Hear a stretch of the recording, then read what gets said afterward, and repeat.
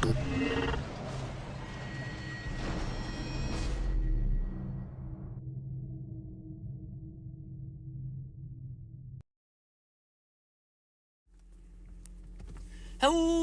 everybody, back again for some more stuff, and today we're getting straight on the road because this, my fellow Penguins, hold on, I gotta put my phone in the thing.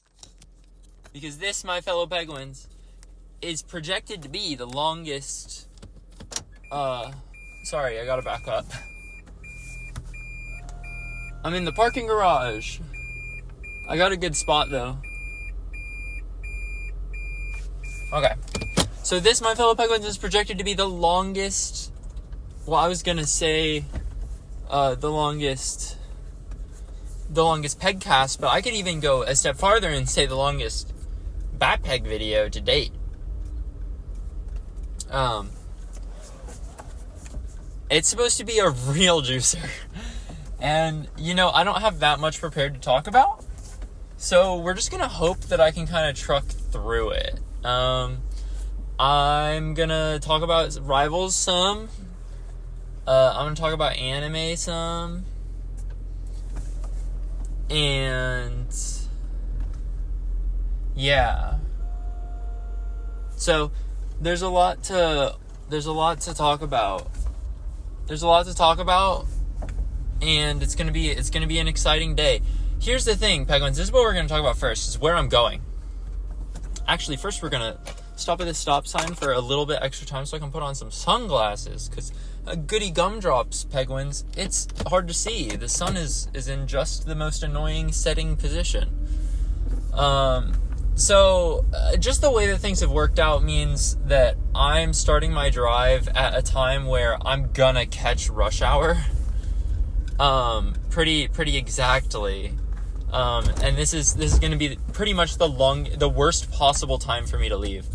But it doesn't matter because, I want to go, and really what I'm thinking, I'm not exactly sure how to portray this as best as possible, but what I'm thinking about is that, I'm trying to just, foster acceptance, So, although I'm going to be in the car for literally forever, I just waved at somebody that I know.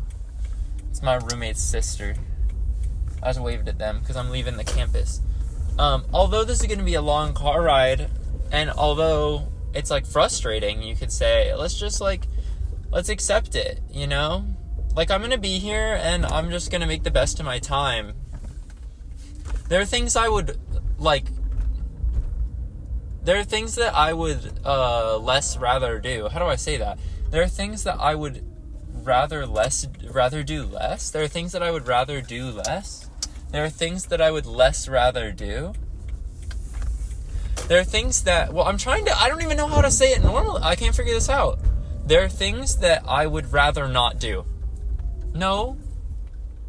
There are things that, I would rather be in the car for the next however long I'm going to be in the car talking. I would rather do that than a lot of other things. There are a lot of other things that I would like to do less than I would like to do this. Guys, let me restart. I just can't figure out what I'm saying because I'm focused on getting out of my school and getting to a highway, but really what I'm trying to say is it's okay. It's okay. Even the annoying things are fine. It's good to be bored sometimes, I guess, but that's not really what this is because I'm not bored, but it's okay to do things that are annoying or to do things for a really long time. And this really leads into the next point, which is where we're going. I'm driving to because my car, it's got the low air pressure in the tires thing. So I need more air in my tires. So I'm going to drive to a place where I know that they will do it for me. And even though it will add a good 5-10 minutes to my trip, I think it's worthwhile because because I feel anxious, and I think 5 to 10 minutes is worth the anxiety. Like, it's worth alleviating the anxiety, I should say. But yeah, I mean, I don't know. I think it's gonna be worth it. I think this is gonna be good. I think this is gonna be something good. So we'll see. But we're on the road, and I know I sound lame for being like, I don't want to fill my own tires with air, but I feel so anxious about doing it. And just now is not the time. Now is not the time. Maybe when I'm less stressed out about school, maybe that will be a good time. But now is not the time. Now isn't. Yeah. Oh man, I can talk about crows. So I've been doing this project on tool use in New Caledonian crows for college, for school. It's for a class called Evolutionary Psychology, and we basically just got to do our project on whatever we want, as long as it pertained to, like, something that we kind of touched on in the class. So it could be, like, any psychological thing, as long as you tie it to something, like, vaguely evolutionary, you know? And, I didn't want to do something in people. Almost everybody did something in humans. So far, we've gone through most of the presentations, and I'm pretty sure every single person except me... No, that's not true. A couple of people did primates, so they did, like, bonobos and chimpanzees were what they were looking at. Also, we're not doing the experiments, we're just, like, we're reading the literature, making a lit review, and then from there, we're talking about what we would do as a project. Oh my goodness, the sun. I gotta put up the passenger princess thing that blocks the sun, you know?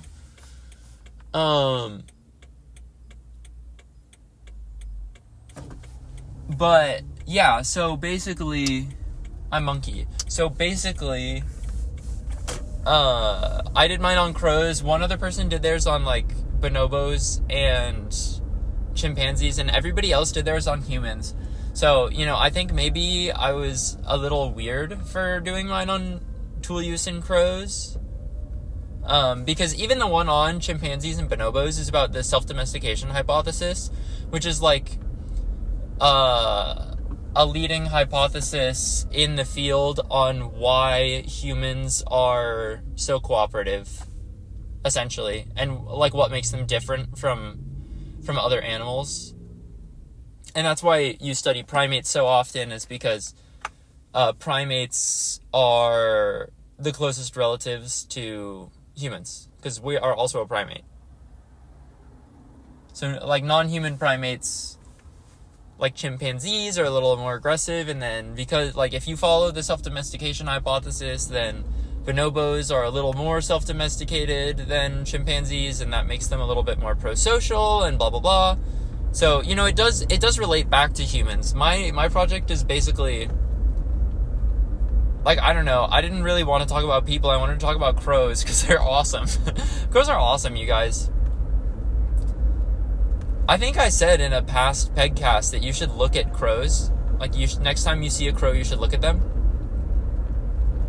I mean, it's true with all birds. Really, next time you see a bird, you should look at them again. I don't know, like, if you've been continuing to look at the birds that you've been seeing, but I think it adds value to your life.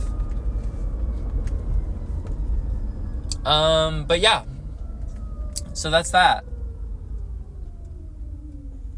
I'll get back to that later, because, you know, I don't want to get too in-depth into this topic. Well, why not?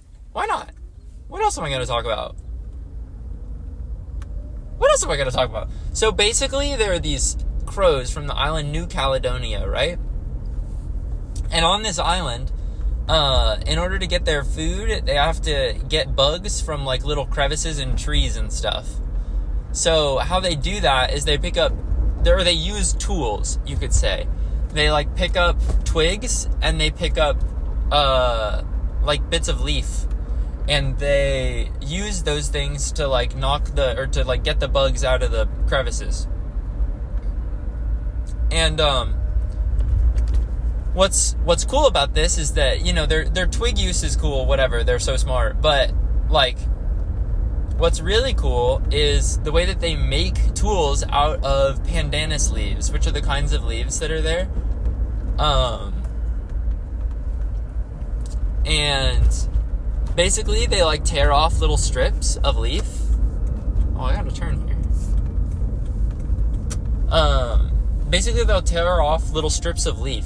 And there are 3 ways that they can do it. And they only do it in these 3 ways. So they're like rigidly defined kinds of tools that these birds make.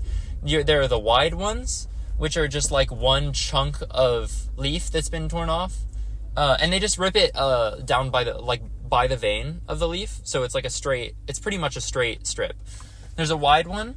There's a narrow one where they rip off a small amount. And then there's a stepped one where it's like wide and then it like, there's like a notch in it that goes in and then it becomes thinner, and then they can do more than one notch if they want.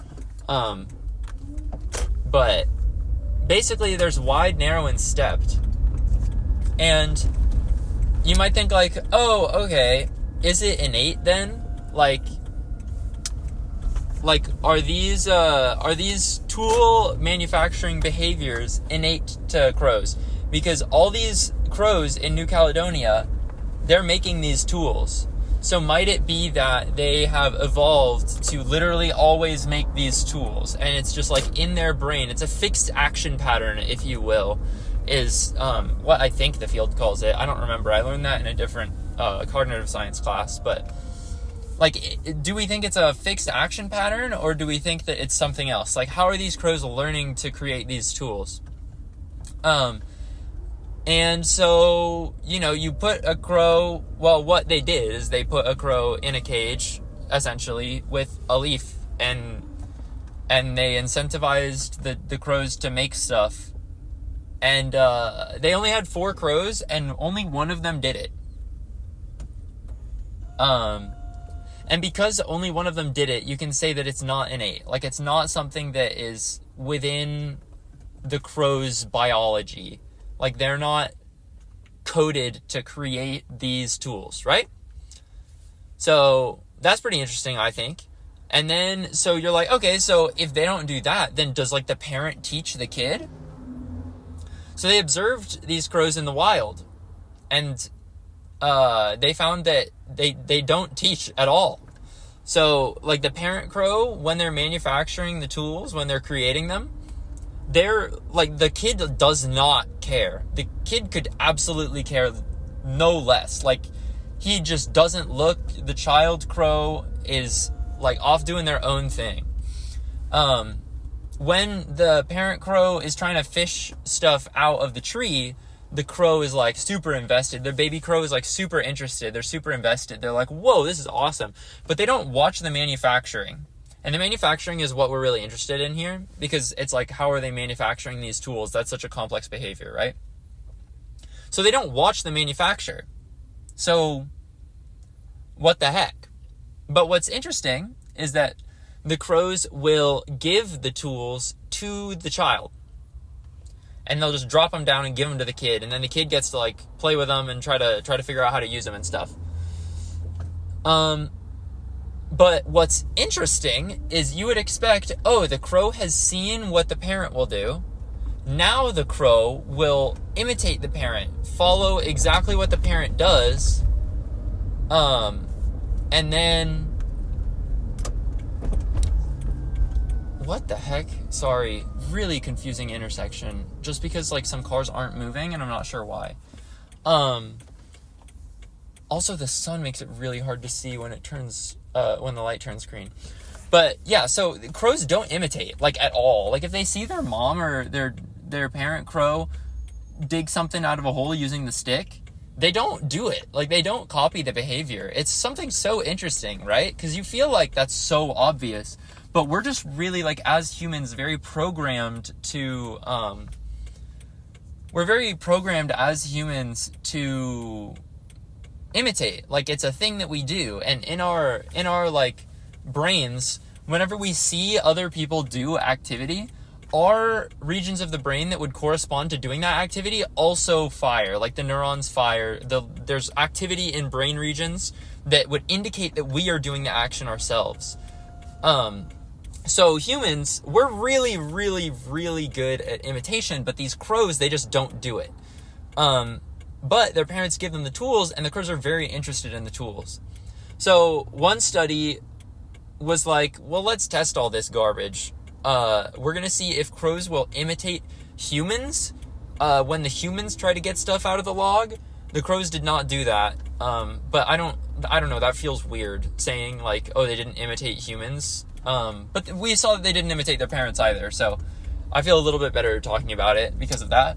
And then also it was found that if you mess with an object and the crow sees you do that, the crow is like super interested in that object. So they'll learn object preference is the way that this study put it. They have learned object preference, and they're like super interested in this item that you've touched, whether it be like a box or a ball or a pandanus leaf tool, and then they'll mess with it themselves.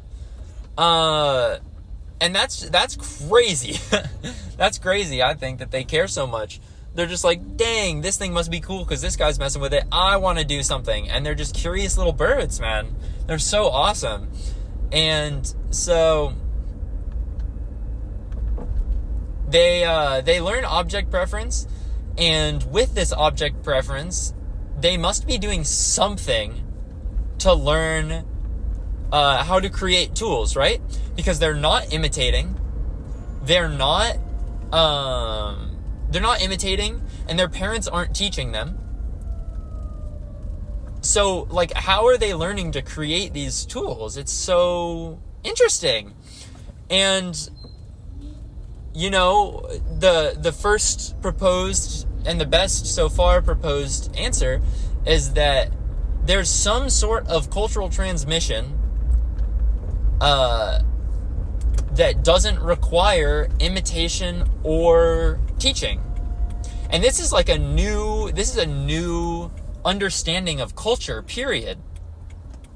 Like, it's been thought that cultural ratcheting, which is really, it's like cumulative culture. So can we build on things? Like, from generation to generation, we improve the capacity of computers, right?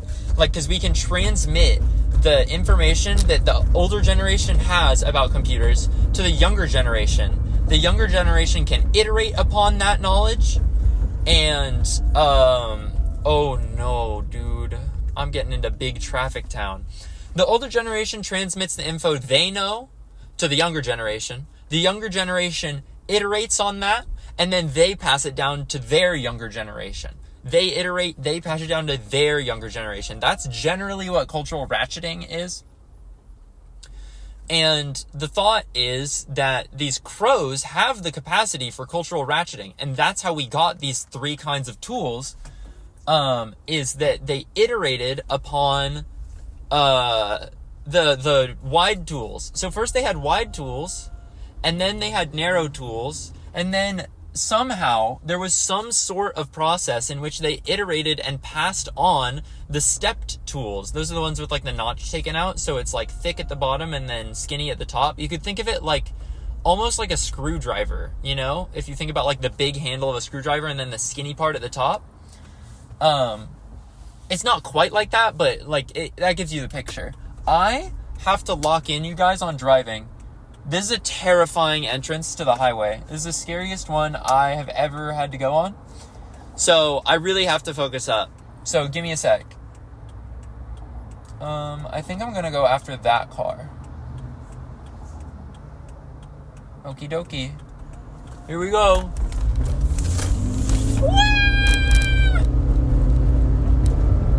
We got actually really lucky, y'all.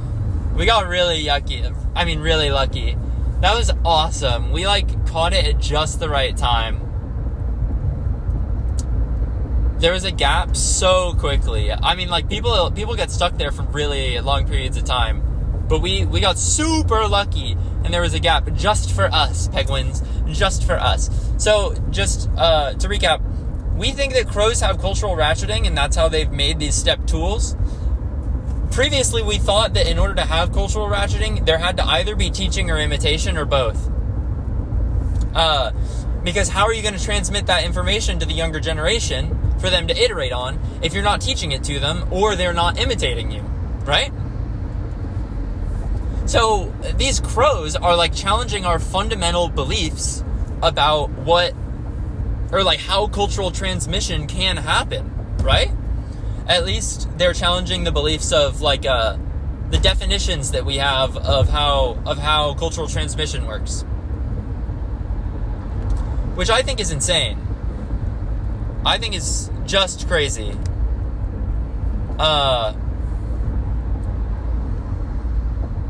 So, I mean, it's crazy to think about the fact that these crows aren't teaching, they're not imitating, but they are somehow getting the information about how to manufacture highly specific tools from one generation to the next. I just got almost brake checked. That's crazy.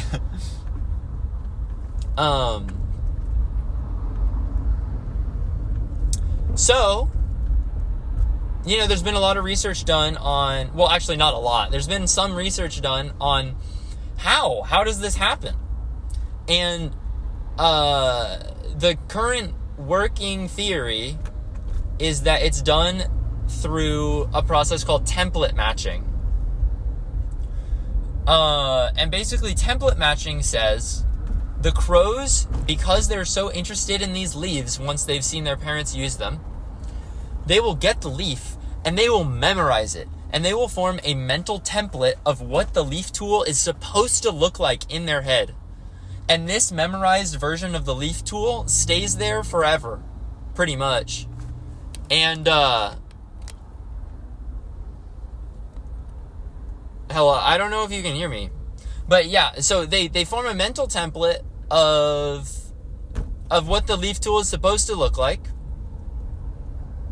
Then they memorize it, and it's basically in there forever. And, when they make their own leaf tools, they just refer back to this mental template that they have. So they have it perfectly in their mind. So, some people, when they imagine an apple, can imagine a perfect apple. They can imagine a crisp, beautiful apple in their mind and then try to create it. When they draw, sorry.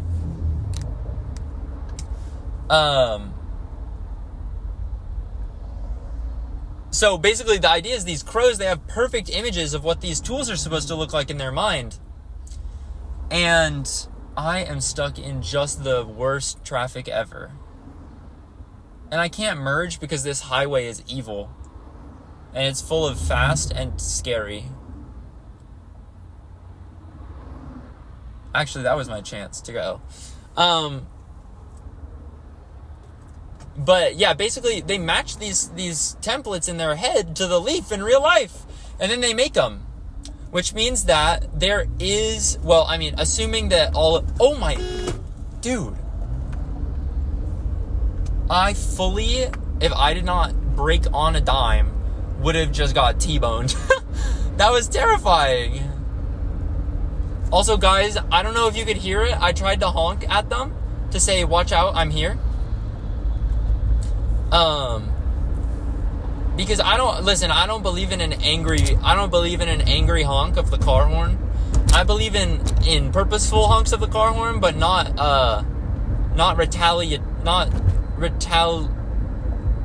retaliatory?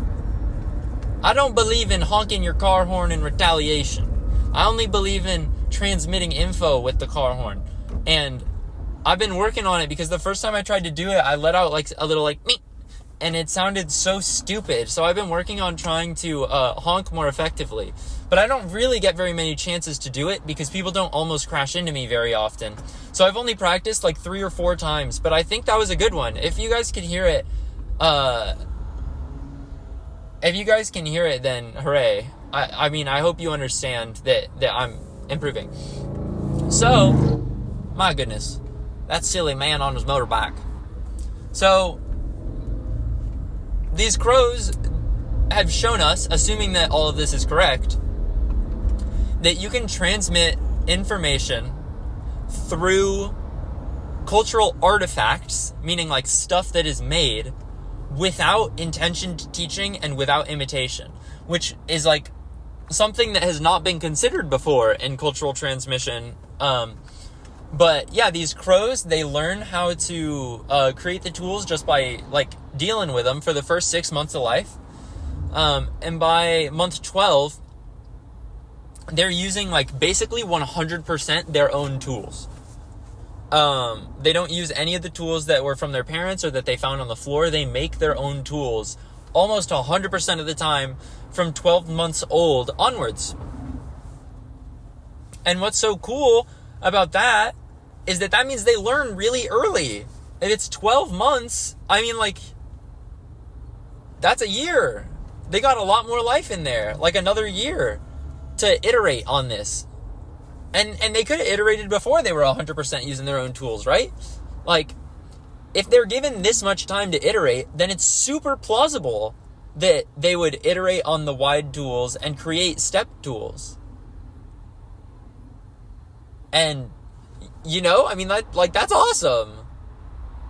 It's just so cool that these crows have like their own method of transmitting info through culture that like didn't even fit into the definition that we had before of like cultural transmission or of cultural ratcheting. I don't know, man. It's just like I feel like taking an evolutionary psych class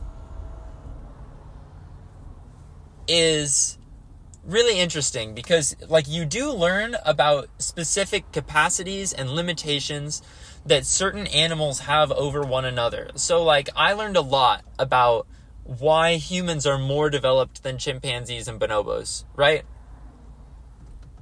But I think that even when we're learning about things like that and you're learning what animals can and cannot do, I feel like we still end up underestimating a lot of the capacities of animals.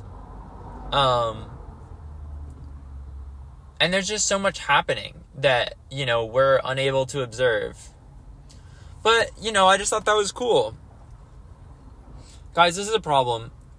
This is a big problem. This is going to be the longest PEGCAST of all time. And I already finished my first of like 3 talking points.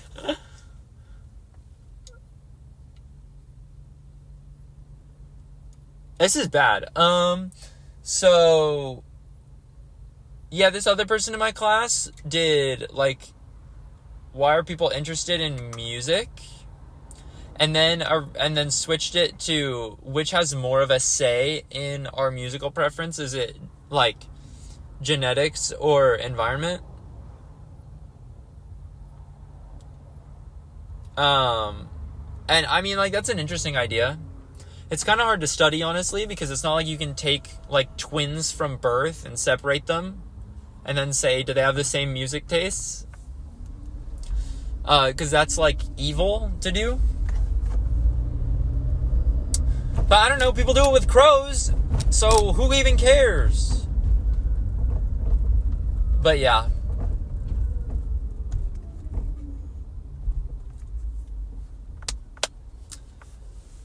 Huh.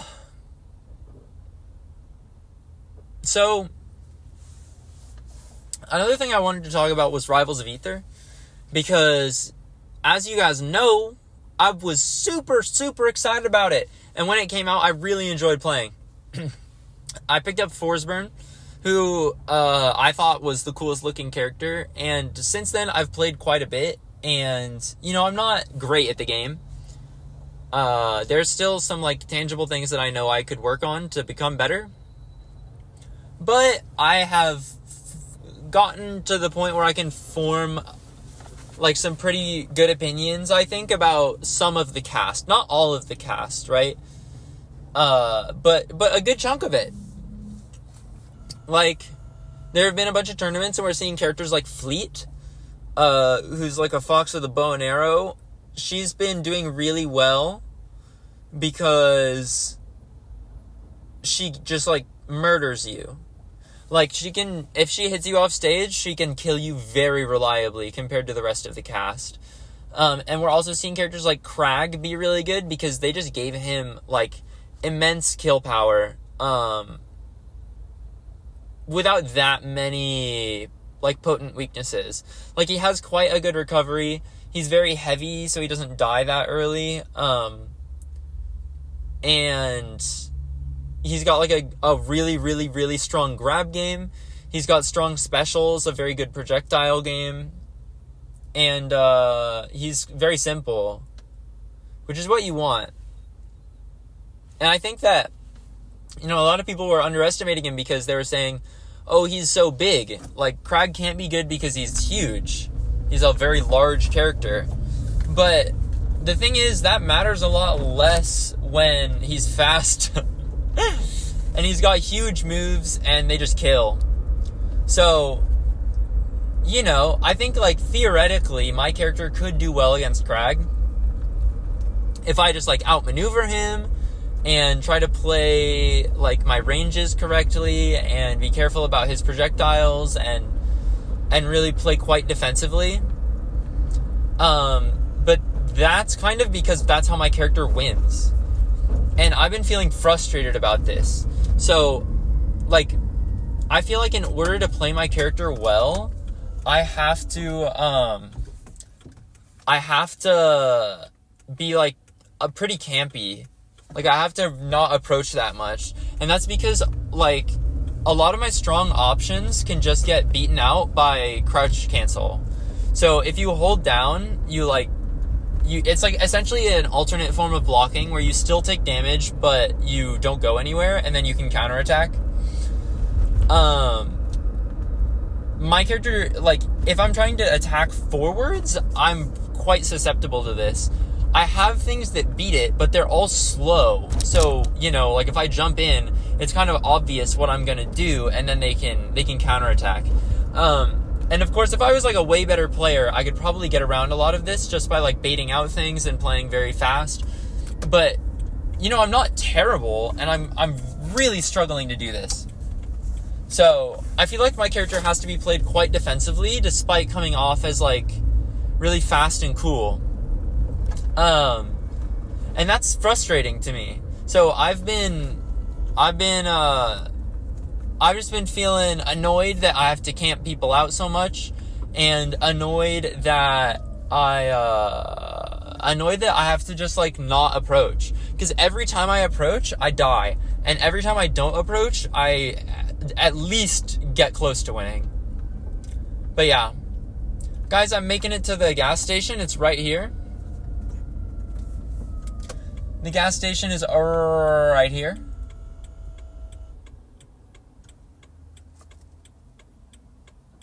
Is that open?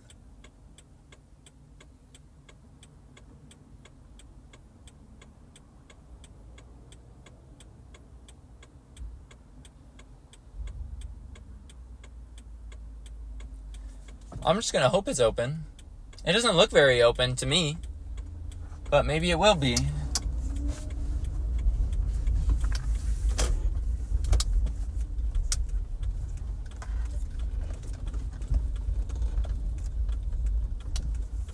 We are open. Yeah, it says they should be open.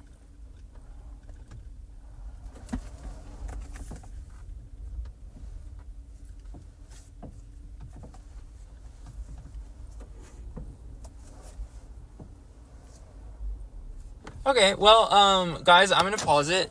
I'm gonna pause the recording, and I'll be back. Bye-bye for now. I'll be back. Hi, Pegwin. Oh, shoot. Hold on. I gotta text, Cammy, my girlfriend, what's happening. I'll be right back again, sorry. Hi, Pegwins. I'm back again. What is up? I'm back again, everybody. I'm back. Oh my gosh, I didn't turn on the car. Silly me. So, when I left... Oh, also, the place is super open. They just don't have lights on, really. But as soon as I showed up, I'm so lost about where I'm supposed to go. I think I'm supposed to turn left. But the map is being really confusing. I'm supposed to turn left. I'm supposed to turn left and then instantly turn right. Okay. Let's see if I can't make this happen.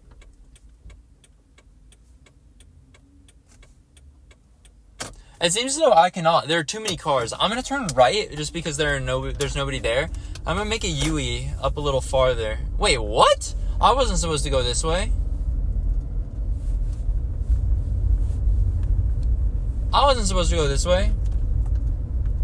But it works. It works, everybody. All that changes is I got to take a quick right onto Old Mill Road. Also, everybody has their lights on. Is it night? It's not night. I'm not turning my lights on yet.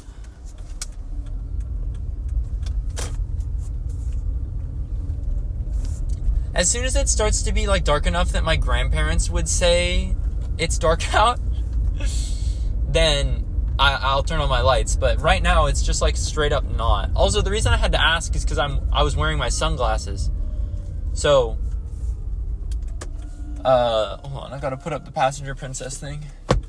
Because I was wearing my sunglasses, so it seems really dark out. I'm gonna put them on the top of my head in case I need them later. Okie dokie. Back on the road again. I just can't wait to get on the road again. The life I love is making music with my friends. And I can't wait to get on the road again. Guys, who is excited for the rest of the drive? Woo! Whoa! There's a cute doggy. He's walking by. Everybody, I got air in my tires. You know how many warning signals I have in my car left? You know how many there are? None. Zilch. Zero. Not a one warning light in the entire region of my car dedicated to warning lights. It's pitch black over there. Woo! Who is excited? Who is excited for the rest of the longest video on the history of my channel? Who is excited? Rush hour, schmush hour. I'm gonna drive. So I called my girlfriend and she told me, guess what she told me? That's right, everybody. She told me that she was going to make a quesadilla and I could eat it when I get there. Woo! Who is excited? I'm going to eat a quesadilla. It's going to be delicious. But anyways, the last thing I was talking about was Rivals of Ether. And just, I've been feeling frustrated with my character.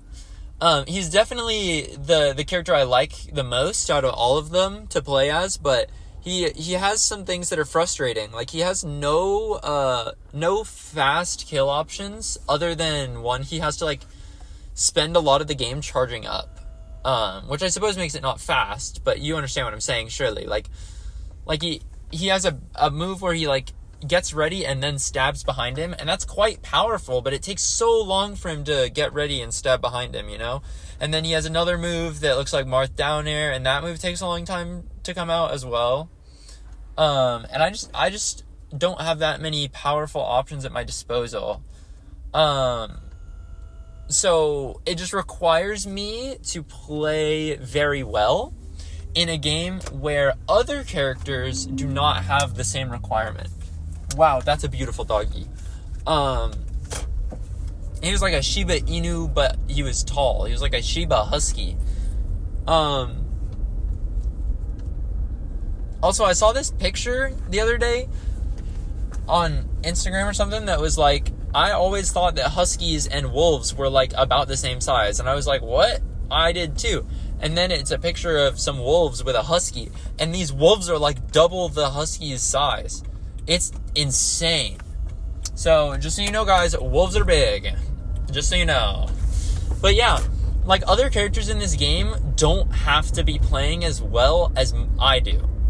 So if I'm playing Rano, for example, he doesn't have to be as careful with when he's doing his moves, or like he doesn't have to be as perfect with his combos, just because he's afforded the luxury of down throw forward air, or down throw forward smash, or down tilt forward air, or down tilt up smash, or down tilt Dacus up smash, or forward tilt into forward air, or up tilt into forward air, or forward air into forward air, or nair into imagination, or down air into imagination.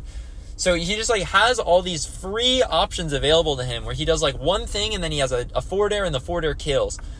I have a couple of those, but they're a lot harder to set up into. So like my down tilt, I can combo into back air, but only if they DI right for it, and normally it won't give me that.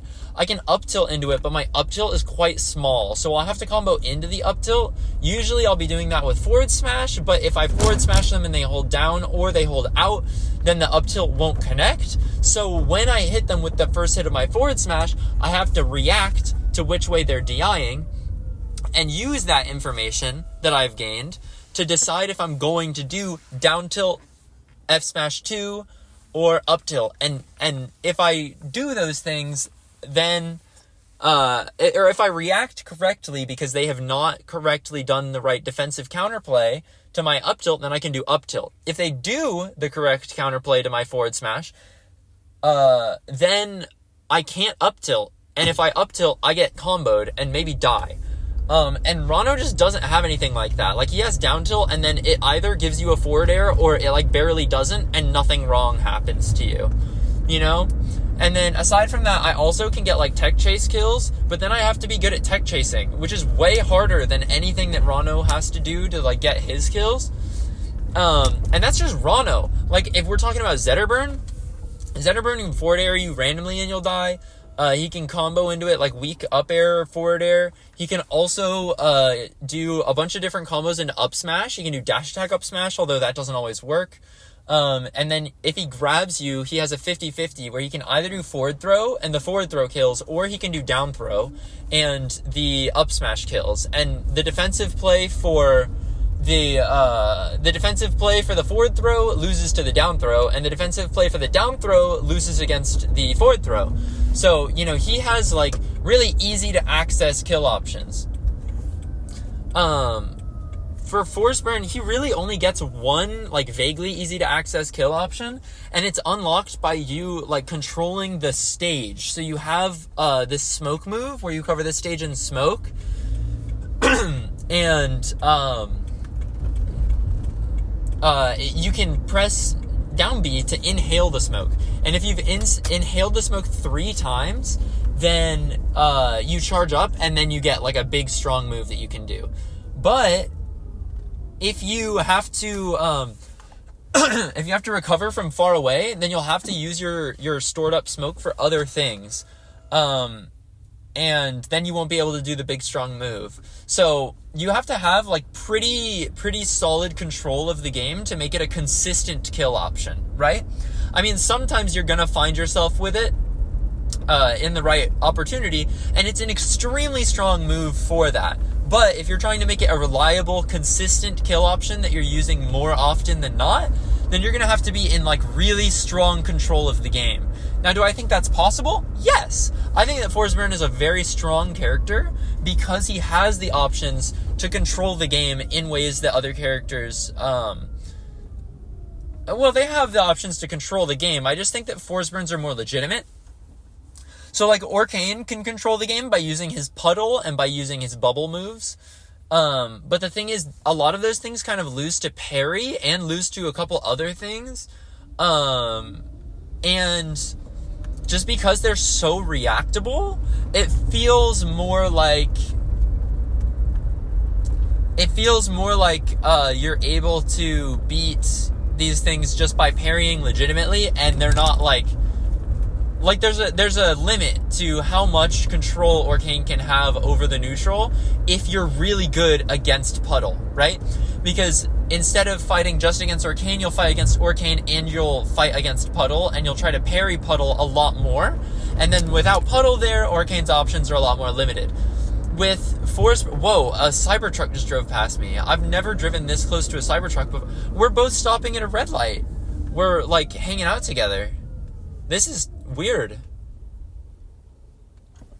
Huh. Wow, this thing is big and like, boxy. Guys, I'll get to Cybertruck. Well, no, I'll talk about it now. Cybertrucks, I keep, every time there's a Cybertruck, somebody, like, the first thought you have is, wow, that's an ugly car. I would never buy such an ugly car. But then you see people driving their green... I already told this story on a PEGCAST, didn't I? I saw, like, a video on Instagram, I think, where this girl was like, ew, I would never drive that car. And then she walks back to her, like, ugly green box Kia. And it's like, wow, we are just judging ugly car because we don't like the context of it.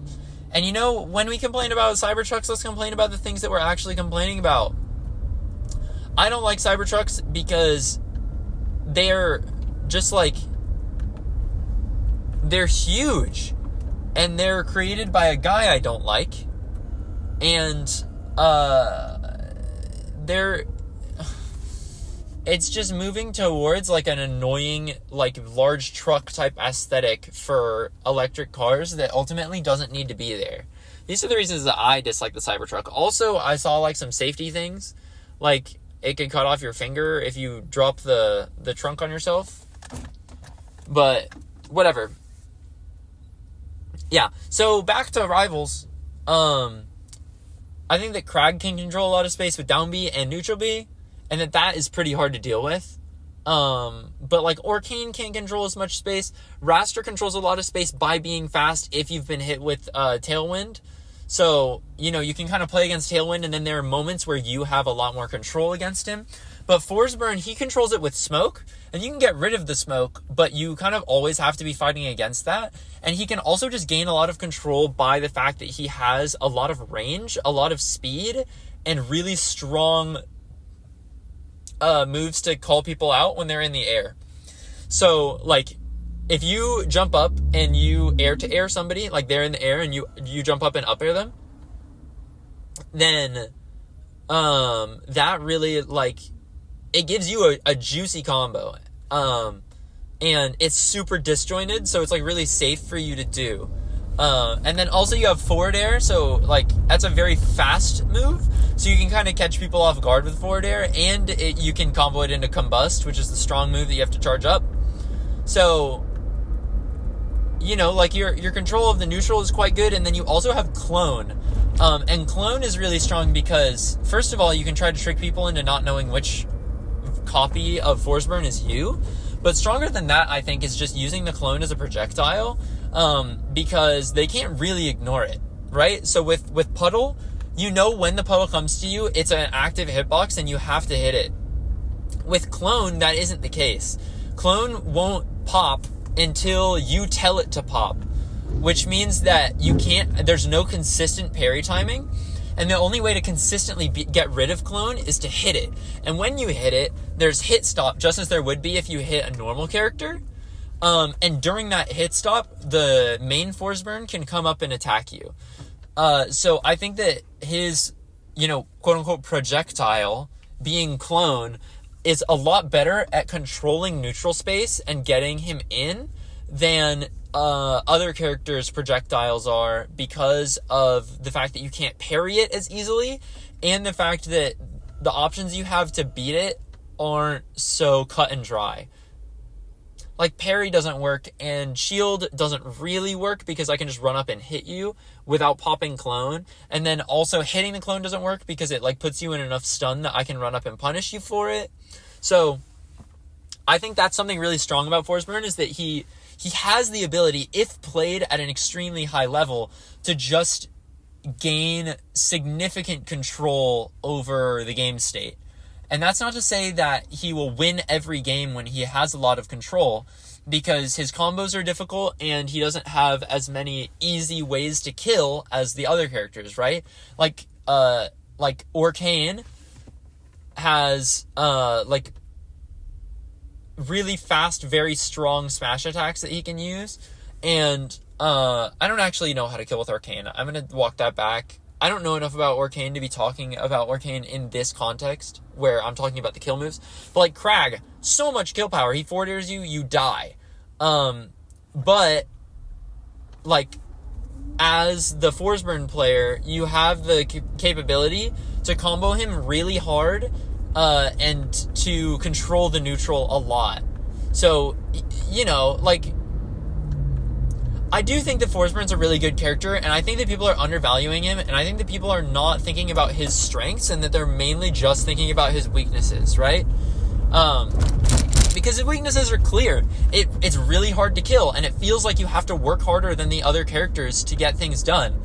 But I don't think that that necessarily means that you're a bad character. It just means that you're a harder character to pilot, and it'll take longer for us to find really dominant Forsburn play. Especially when it's a lot easier to use the same skills that you have in neutral on other characters. So, like, if I was really good and you said pick a character to win, I would pick Crag, because I'm good and I'm gonna beat you with simple options that are just, like, fundamentally sound, and they'll kill you easily, right?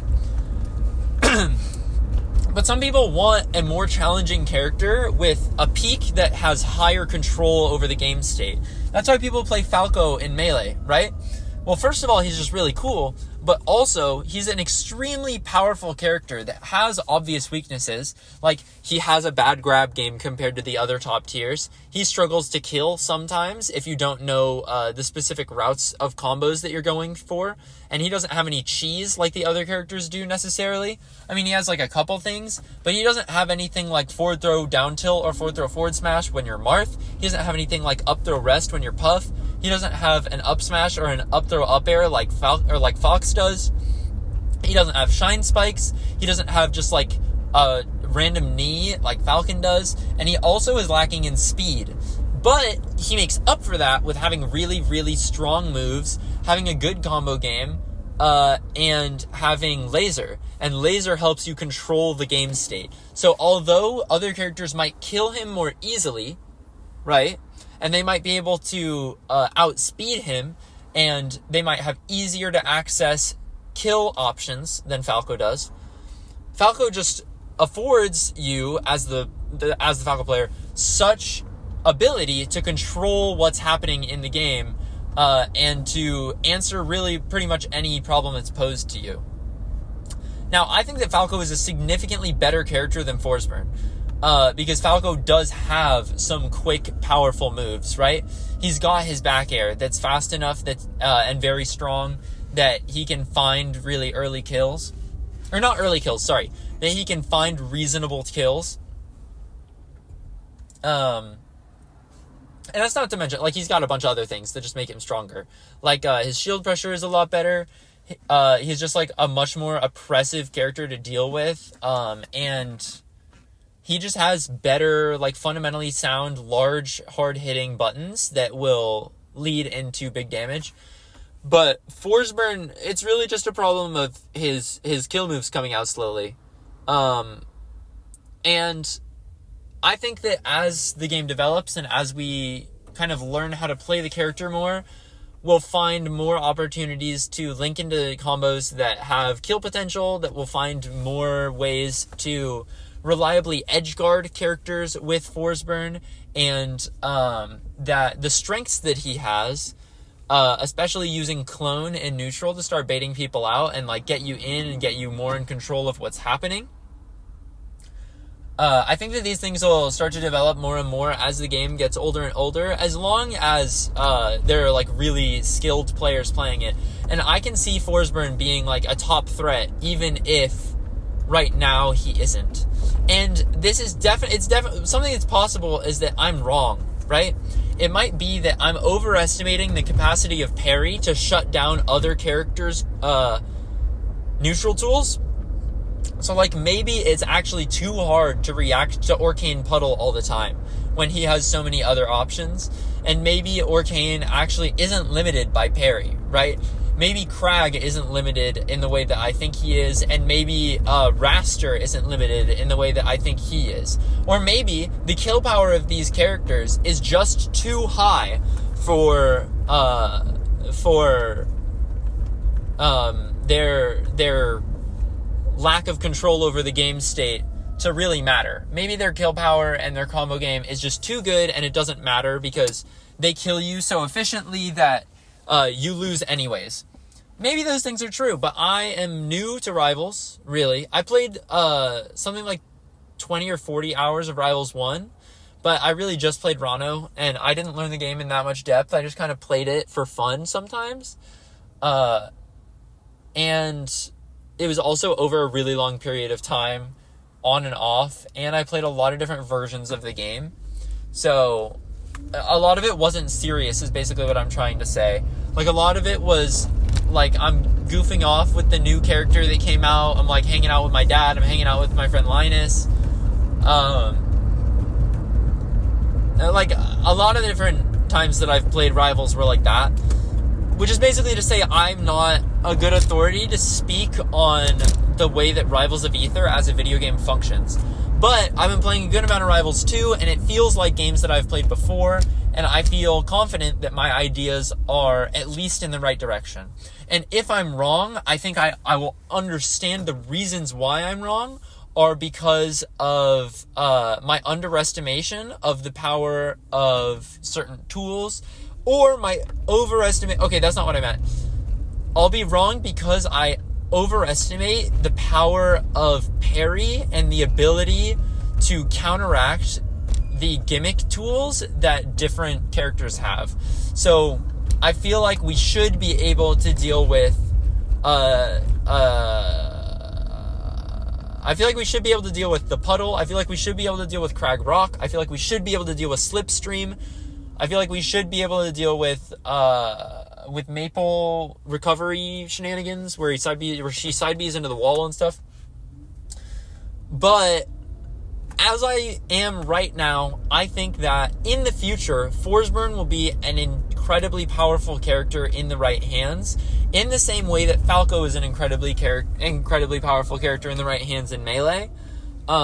But I don't know if I would consider Forsburn the strongest. I do think that right now it would be irresponsible to consider any non-Crag character the strongest, unless you have more experience at the top level as like a Raster maybe, and you're like, oh, Raster is really strong. Because like I haven't seen the capacity of Raster, right? I don't know how strong Raster is. But Crag just has such access to so many strong tools at so many ranges, and he kills you like nothing. He doesn't have to put in the same level of effort, even a little bit, as other characters like Forsburn do. And because of that, you know, I think that he is extremely powerful, and that's why I get frustrated when I fight him. So I, as a player, am not good at using the clone. I'm really bad at it. And sometimes I see it and I'm like, okay, I should use the clone here, pop it or not pop it, and then if they hit it, I have to be close enough to punish them for that. And then they hit the clone, and then I run up and I'm too far to punish, and then I whiff, and then they hit me. And I take a lot of damage that way, but most of the time I'm just trying to play a fundamental game without using the clone. And I think without the clone, Forsburn is not that good, because the clone is such an important neutral tool. It's an important neutral tool, and without using it, I just end up being I mean, it's not like he's a bad character, but he's just not of the same power as the rest of the cast, I don't think. But yeah, those are basically my thoughts on Forsburn. I had a lot of fun talking about him. I had a lot of fun talking about Forsburn. I think he's a super, super cool character, and I can't wait to see the meta develop, and I can't wait to watch Rivals tournaments in the future when Forsburn is, like, really good. You know?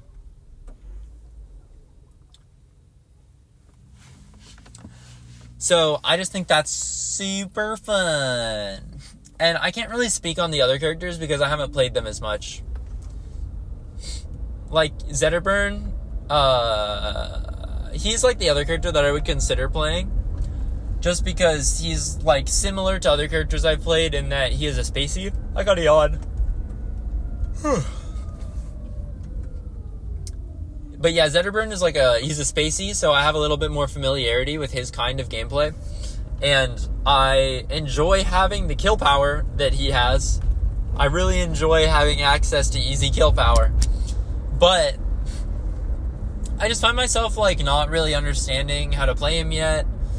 And I don't feel the same, like, powerful desire to figure out how to play Zetterburn that I do with Forceburn.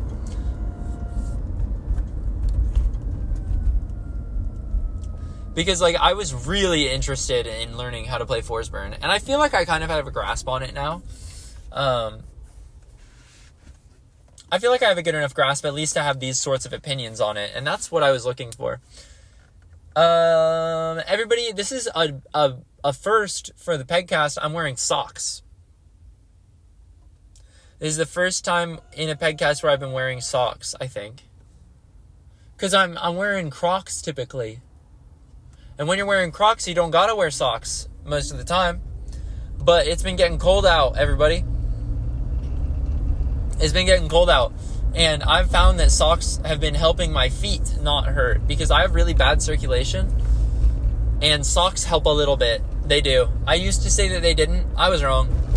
I was full of hubris and unintelligence. I was full of stupid. Full of dumb. But now I see the truth. The socks are helpful.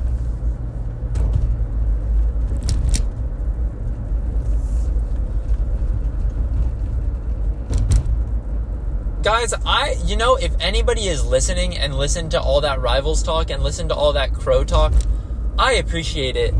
Like, I've been going through hyperfixations, basically. Like, just... like really powerful interests that I have, because the Crows was like a fun research topic and I just had to make a presentation on that. But then Rivals, I haven't had the chance to talk about this with anyone, because I don't know anybody that plays Rivals and is good at Rivals and like understands the game, right? So it's been really fun. It's been really fun to talk about all this and just formulate my opinions a little bit more. Because I learn about what I think by speaking, which I suppose is true for a lot of people. There's just one reason why you should go to therapy. And if you can't go to therapy, but you feel like you're in a crisis, text HOME, all caps HOME, to 741-741. Guys, really quick, just to talk about the crisis text line. If you feel like you're in a crisis, I do really recommend reaching out. But I've been feeling frustrated as a texter, or as a volunteer texter, because the main priority of the line, and this is going to sound horrible when I say it, okay? The main priority of the line is to ensure that that we care for suicidal people and ensure that they're safe, right? That sounds like it's weird that I would not like that, but a lot of the time what that means is you want to get through a conversation and get to the next one so that you can help more people that are suicidal and feel like they're going to end their life, right? So because of that, sometimes I'll have my supervisor be like, hey, can you ask this question now? And I'm like, man, if I ask this question now, it's not going to be good for like the health of this conversation. Not it's going to be bad for the person, but it's not going to be good for the health of the conversation. Because I, in my heart of hearts, want to have a conversation with someone where I hear them out and I help them feel better. But as a texter on the text line, my main goal is to ensure that people are okay. And to make them feel heard enough that they feel like safe about themselves, you know? And this is a good thing. I really do believe that if you are struggling, you should text, because, you know, you'll either get support or you'll feel so annoyed. I've heard that, I mean, I'm not saying this from my personal experience, but I've heard from people that reaching out to the suicide hotline or the crisis text line, like what helps them about it was that it was so annoying to them that it, like, snapped them out of it. You can go in front of me. Yeah, I got you.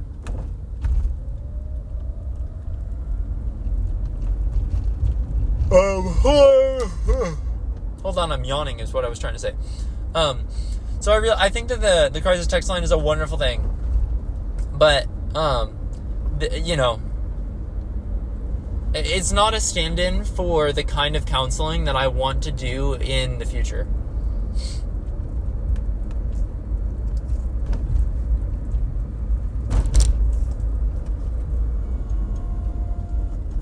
And that being said, I have had good connections with people, right? I have had times where I've connected with people on the text line and they have left feeling heard and, you know, like they had a really good conversation where they sorted out a lot of stuff that they were going through. And I've gotten feedback where people are like, they'll respond and they'll be like, hey, I've reached out before and felt really frustrated, but like this was a good conversation and I really appreciate what you do, you know? And that feels great. That feels awesome. But also, I think that my supervisors have a note about me that says that I'm really slow. Like, I think my supervisors have a note about me because one time they like accidentally they CC'd me, you could say, in like a little combo that they had where they were like, he needs encouragement to speed up. And I was like, damn, that sucks. I feel bad. Because they're right. Like, I should try to hurry it up. And I have been working on that, and I've been doing better at it. But at the same time, it's hard to toe the line between helping in a meaningful way for someone that needs it and going fast enough that you can help more people. And that's just something interesting that I feel like you don't hear about when you talk about therapy and other sorts of things, because it's not a worry that's present in a lot of counseling and therapy, right? Like, when you're going to therapy, your therapist isn't trying to go fast so that they can talk to the next guy. And also, I don't want to make it sound like that's what I'm doing. I'm just saying I shouldn't let the conversation linger for too long, and I should get to the things that I'm actually trying to talk about, because there are more people waiting. So I don't want to take an extra long amount of time. It's not that I'm rushing through any given conversation, and I don't really think that anybody is. But you can't just linger on it forever, you know?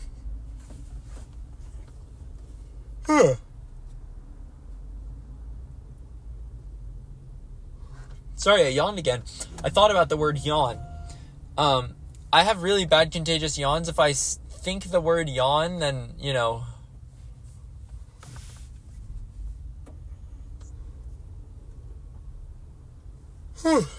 then it comes to be. Then it comes to be. But I recommend reaching out to the crisis text line because there's a good chance that you'll find somebody that makes you feel better. If you don't, it's just good to talk regardless and get your thoughts out of your head. And everybody deserves some peace. Everybody deserves some peace. That's what I think. So guys, now I want to move on to another topic that I am very passionate about, okay? Man, I am gonna run out of stuff to talk about again. This is bad. I'm gonna run out of stuff. Because, like, according to my phone, I have an hour and 13 minutes left in this drive.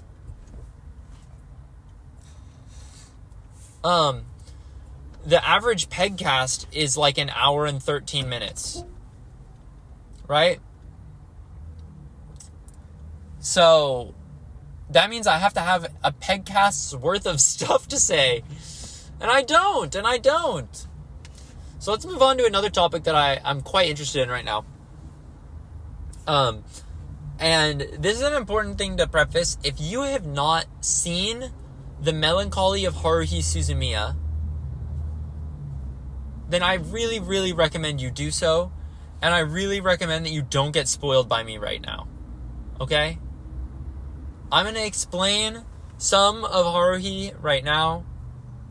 If you think that there's even the slightest chance that you might want to watch it, then I recommend you watch it before watching later, or like before listening to the rest of the PEGCAST, because it's a moment in time, really.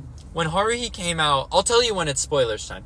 When Haruhi came out, it was like a huge cultural phenomenon for like otaku, you could say. And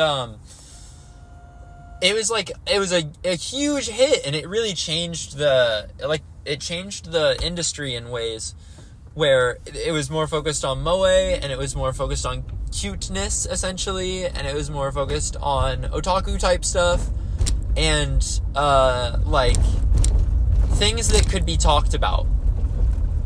So, you know, rather than just having really dense shows or, oh, this was so cute, be the only things that you can talk about, Haruhi does some really interesting things to make it worth talking about, right? So, like it airs the episodes out of order for the first season. Basically, there are two ways to watch it. It's considered the broadcast order and the chronological order, but both were broadcasted. So basically, when the show first came out, they had only one season, and they aired the episodes out of order. And the reason that they did this was so that they could provide more impact to the final episodes, and just because it's freaking cool. And it's like, it kind of puts you in the shoes of one of the characters named Kyon, who's just like getting dragged along, you could say. Although I don't really like that reading of his function in the story. But, you know, some people say that it could be like you're getting dragged along like Kyon, and because of that, it like adds to the appeal of the show. I think that it's just cool that it's out of order. Yeah, so you can watch it like that. But the problem is that season 2 has come out since then, right? And when season 2 aired, the way they did it is that they started airing season 1 without telling anyone that season 2 was also in it. And season 2 is also not in chronological order compared to season 1. So, like, episode 1 of season 2 fits in as, like, episode 3 or 4 of season 1 in the, like, chronological timeline. So when they aired this show, they aired, let's say, episodes 1, then 2, then 3, and then season 2, episode 1, and then episode 4, right? So you can either watch it in the broadcast order, which is out of order for season 1, or you can watch it in the chronological order, which is how most streaming services have it set up.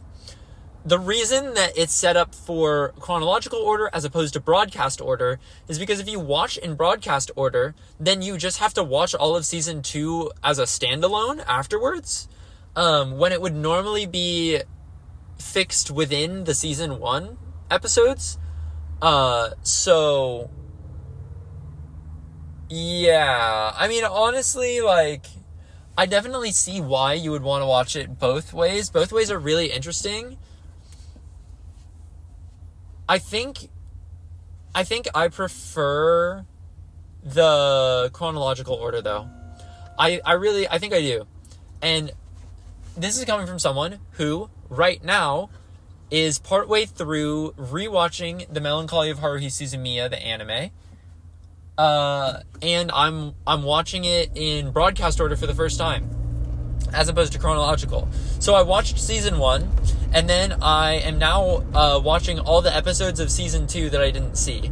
And this is because I felt like, after I had watched season 1, I missed out on something by not watching it in the broadcast order. Because when I watched season 1, I watched it in chronological.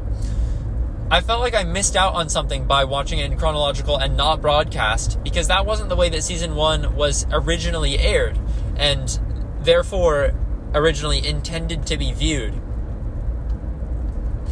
But, you know, watching seasons 1 and 2 now, I think I can pretty confidently say that, like, it doesn't add that much. Like, it's really cool, and there's the mystery of, like, trying to figure out when things are happening, and, like, what's what, and there's, like, a mystery arc, and the way that is split up feels really good, and I could talk about that.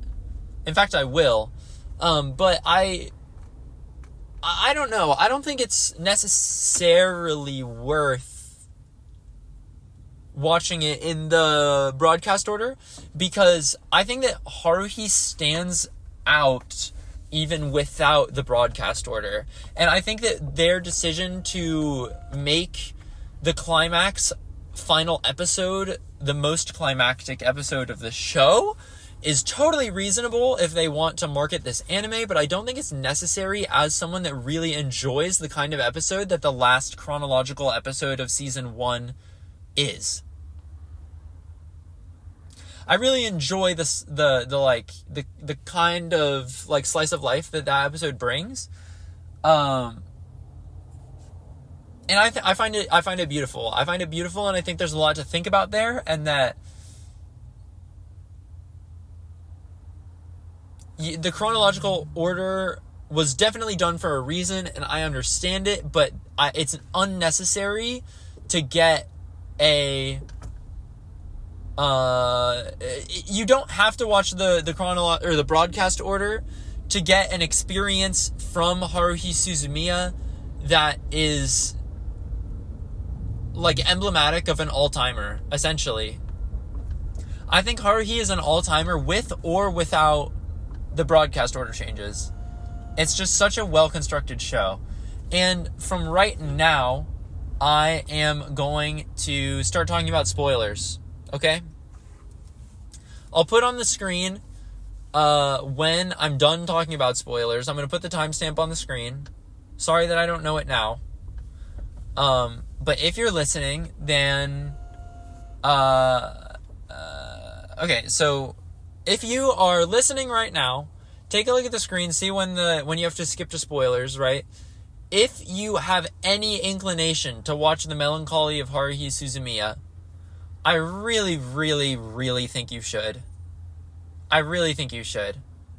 There's so much to think about. It's, like, philosophically stimulating. It's also just, like, a fun show. There's, like, some perversion in it that I'm not really a fan of, you know? But aside from that, the show is super, super good.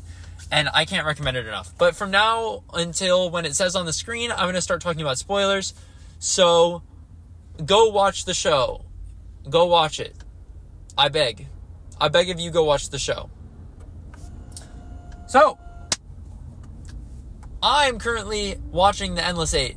And The Endless Eight is something really interesting in this show that made people angry, right? Oh my goodness! I got to talk about that other thing so I don't forget. I apologize. We'll get back to The Endless Eight after. So, there's the episode where it's like an island mystery, like a murder mystery on an island. And the way that it's done in the broadcast order is, like, they set up the mystery. They set up the mystery, but leave almost none of the clues in the first episode without including them in the second episode that you would need to solve it. And what's interesting about this is that they weren't aired back to back. So the first episode, they go to the island, they kind of hang out, they set the stage, right? And then there's an episode that is completely unrelated to Remote Island Syndrome or whatever it's called. I think it's Remote Island Syndrome. I'm just going to call it that. So there's Remote Island Syndrome 1, it sets the stage, and then there's a second episode that has nothing to do with it, and then they air Remote Island Syndrome 2. All the clues that you would need to solve this mystery are in episode 2. The only one that isn't is mentioned in a flashback. So Kyon is like, something seems wrong here, and then he, like, flashes back to something that happened in the first episode, right? And that is supposed to jog your memory enough, or alternatively, you can go watch episode 1 again, and you can use that clue to figure out to figure out what's happening with the mystery. And I just think it's so beautifully done because they crammed every single important thing for the mystery in one episode and every little bit of setup in the first, right? I mean, it's probably not perfect. There are probably like a couple exceptions to this, but largely they did this and it was extremely successful. And I have such high respect for that because these episodes are 20 minutes long, and for them to construct a solvable, really interesting mystery, with like a really fun twist ending, and do so with such immense constraints on what they were allowed to include in one episode or the next is just really impressive to me. Guys, I'm next to an ice cream truck with Sonic and Shadow on it.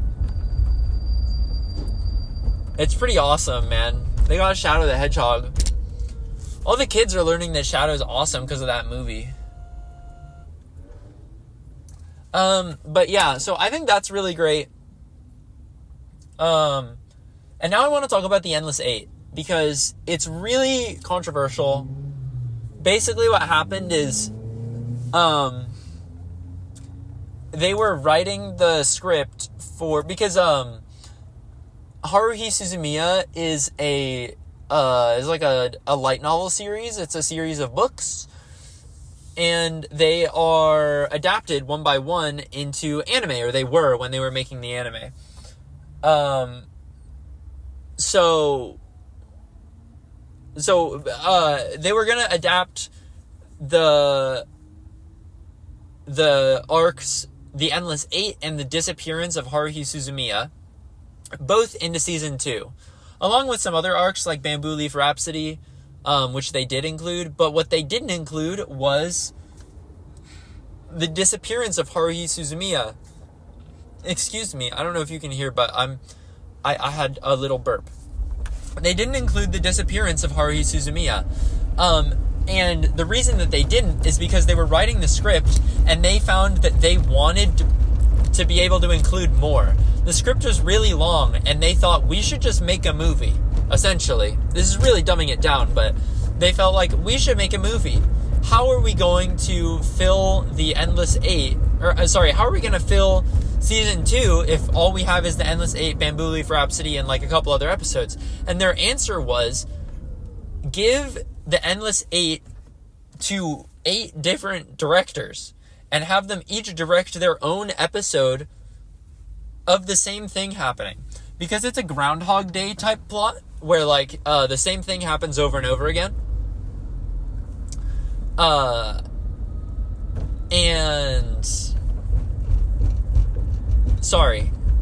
was focused on driving for a sec. It's like a Groundhog Day type plot where the same thing happens over and over again. So like it's the last 2 weeks of their summer vacation, starting from August 8th to August 30th, and on the 31st, time resets. I think is the right timeline. I might be wrong about the 30th and 31st, but that's the gist. And the thing is like no one remembers that they've reset except for the 2 main male characters, Kyon and oh my god, how am I forgetting his name? I keep thinking it's Kunimi, but that's not his name. It's Koizumi. Koizumi and Kyon are the only people that remember anything from the past iterations, and they only remember it in the form of deja vu, right? And basically this becomes a cycle where they find that at some point I forgot his name again. At some point Koizumi is like, I'm having these really powerful feelings of deja vu. I think something is wrong with time. Let me ask Mikuru, who is one of the main female characters, who is like a time traveler. And he's like, Mikuru, can you we check out? Like, is there something weird with time? And she's like, oh my god, I can't. Also, I'm not just doing this voice. She, like, sounds like this. And she's like, I can't go to the future anymore. And she's really sad. And she calls Kyon. And she's like, Kyon, and he's like, oh my god, are you okay? And then Koizumi takes the phone. And Kyon is like, why are you with the Saina? What are you doing? And he's like, can you come here right now? And then they talk about it. And they're like, we've been in this loop. And we need to figure out how to break it. And Nagato, who is another character that I will definitely be talking about later, because I really like Nagato. Nagato remembers everything, because she is... okay, this is going to be annoying. There's a thought interface, essentially, there's a thought entity, or an information entity, which is basically like it's a species that is purely information, right? So there's no physical body, there's no, like, subjective experience, really. There's just information. And they evolve and communicate and develop much faster than humans because they don't have to worry about the constraints of language. They just communicate direct information to one another. Nagato is a humanoid interface so that the information entity, the thought entity, can speak with humans, right? So Nagato comes from the thought entity. She is, like, technically pure information, but she is a humanoid embodiment of the thought entity, such that she is basically a person. I got a merge. And I really hope that this car will let me do it. Nope, they're not on their P's and Q's, bro. There's a police car right here and they won't let me in. Even with... oh my god. What are they revving for, bro? I think that motorcycle, it's using revving as like a... in lieu of a honk. But they had absolutely no reason to honk. Oh, never mind. They just think it's cool. Or maybe they're being loud on purpose to save their life, so that no one hits them or anything. Whatever. Basically, Nagato is like this cool information thing. And I really hope that makes sense. So...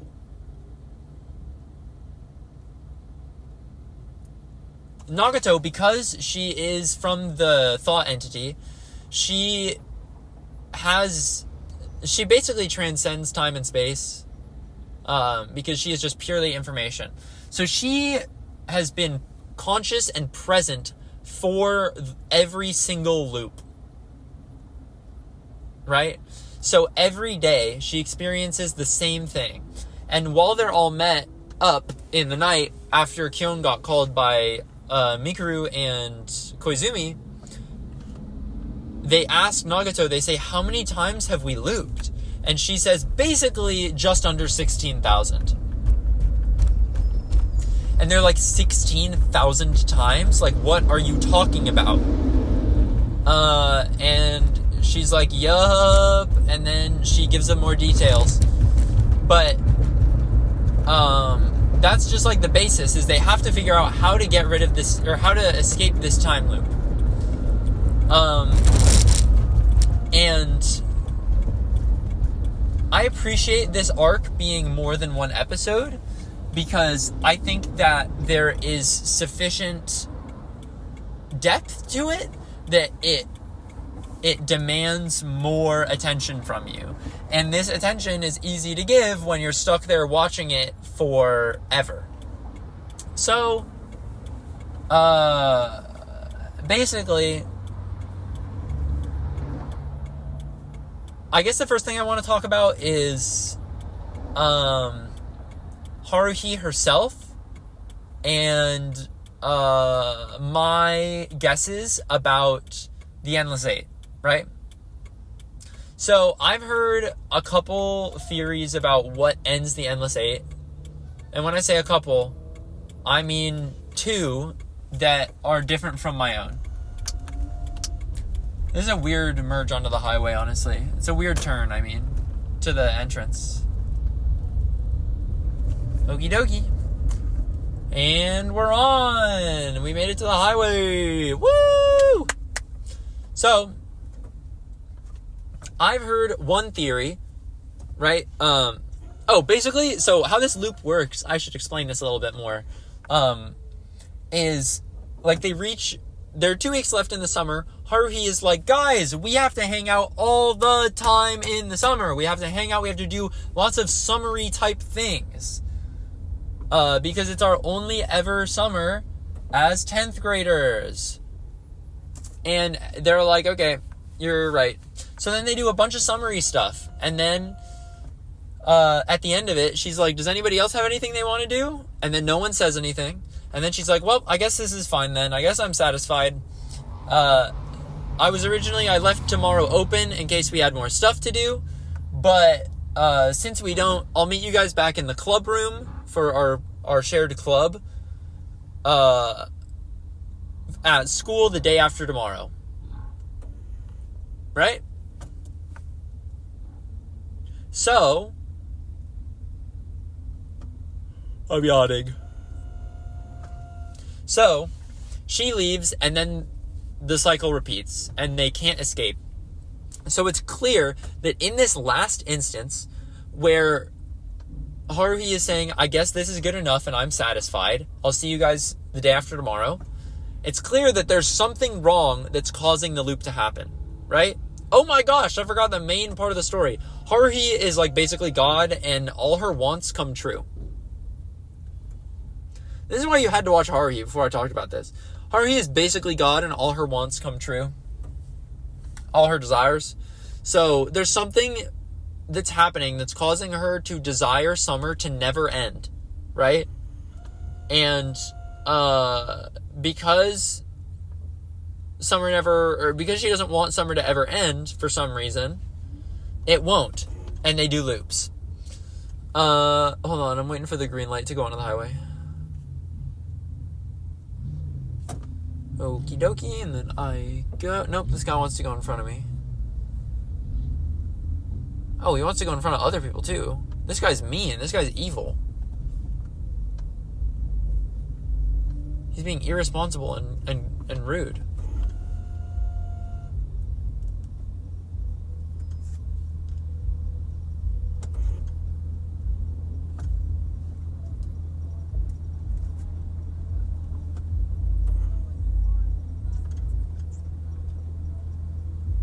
I'm actually getting kind of pushed off the road by 2 fellas.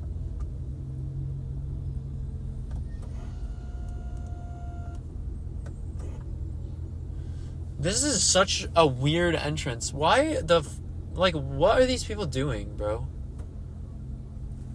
People just be so selfish when they drive. That guy just flashed a peace sign out the window at me to say thank you, but it's not like it was my choice. Like, you just drove in front of me despite being literally completely behind me, but whatever, ma. Whatever. I'm on the highway now. Well, I'm still, entering it, but whatever. It don't matter. It don't matter. I'm gonna get there eventually. But yeah, Haruhi, basically everything she wants comes true, so she has some lingering desire for summer to not end, and that's what's causing summer to repeat. So they have to figure out, as they're leaving, and she's saying goodbye, what does she want us to say that can break the loop, right? Like, what does Haruhi want? How can we figure that out? And how can we, wow, that guy was so nice. Wow, that was awesome. Thank you so much, sir. Wow, that was great. After I was talking about selfish drivers, that guy was so kind. He, we were going really slow. He stopped to let me go, and then he, put his head down and put his hand out as if he was saying, after you, good sir. It was impressive. I felt taken care of. Okay, but, yeah, basically, they gotta figure it out. I've heard a couple different theories. The first theory, and the simplest, is that what she wanted was to hang out with her crush and be in her crush's room some more. And she didn't want to go the last day of summer without seeing her crush, who is Kyon.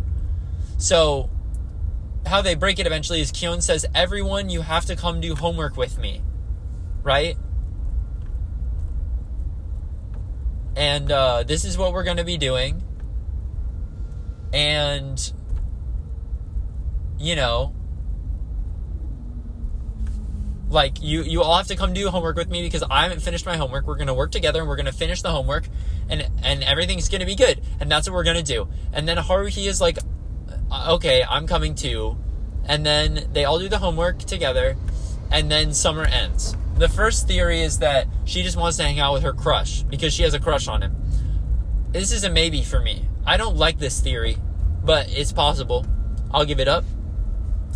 Another theory is the Kyon is God theory. I also am not a huge fan of this, although I haven't finished the whole series. I haven't watched. There's a movie for The Disappearance.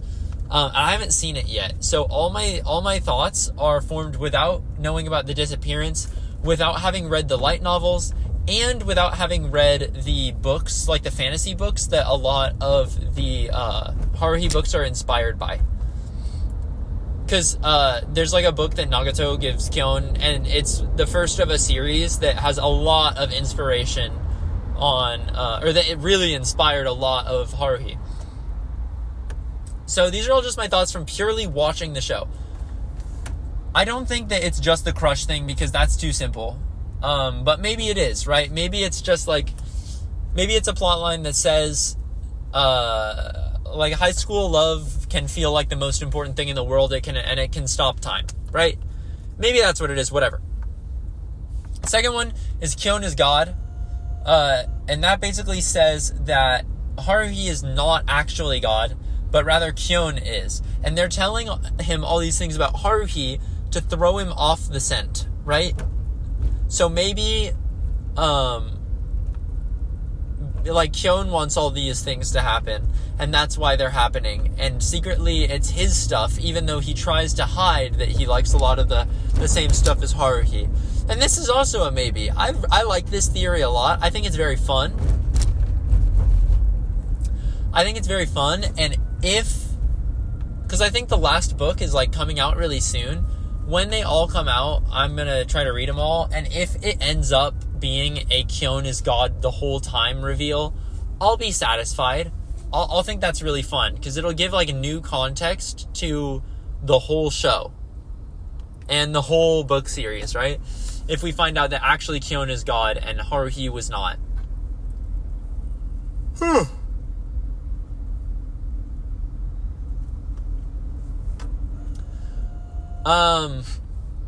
Another thing is, my idea is that it just comes with, I suppose this fits into the like crush theory, but I think that there's a lot to be said for the things that Haruhi says and the way that she acts that is a lot different in the Endless Eight than from anything prior in the show. Right? So,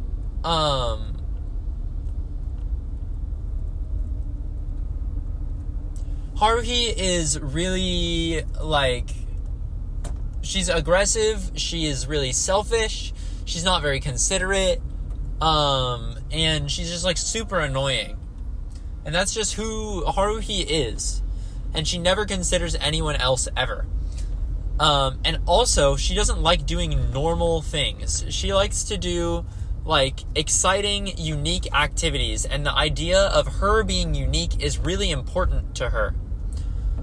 So, because of that, she basically just hates normies. She just hates normies and she wants, like, aliens to appear and stuff like that. So, when they went to the murder mystery island, she was like, let's go to this island. I hope a murder mystery happens here so we can solve it.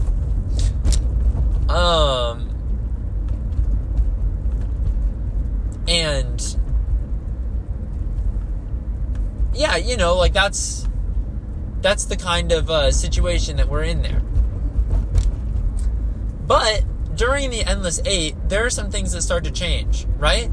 So it seems like Haruhi, after being with the club members for so long, and after the end of the arc, The Melancholy of Haruhi Suzumiya, I think she probably begins to start having a change of heart and start thinking about other people a little bit more.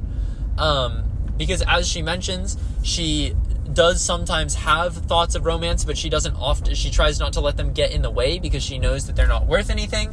But that's just like a very high schooler thing to say, so she's probably like susceptible to thinking about romance just in the way that any other high schooler is.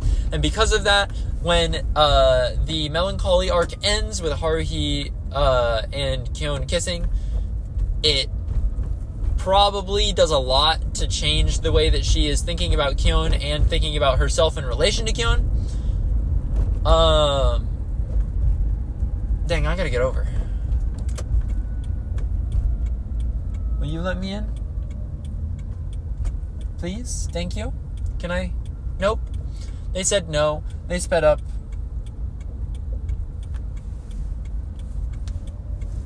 Thank you, thank you, thank you, thank you, thank you, thank you. Thank you, thank you, thank you. Okay.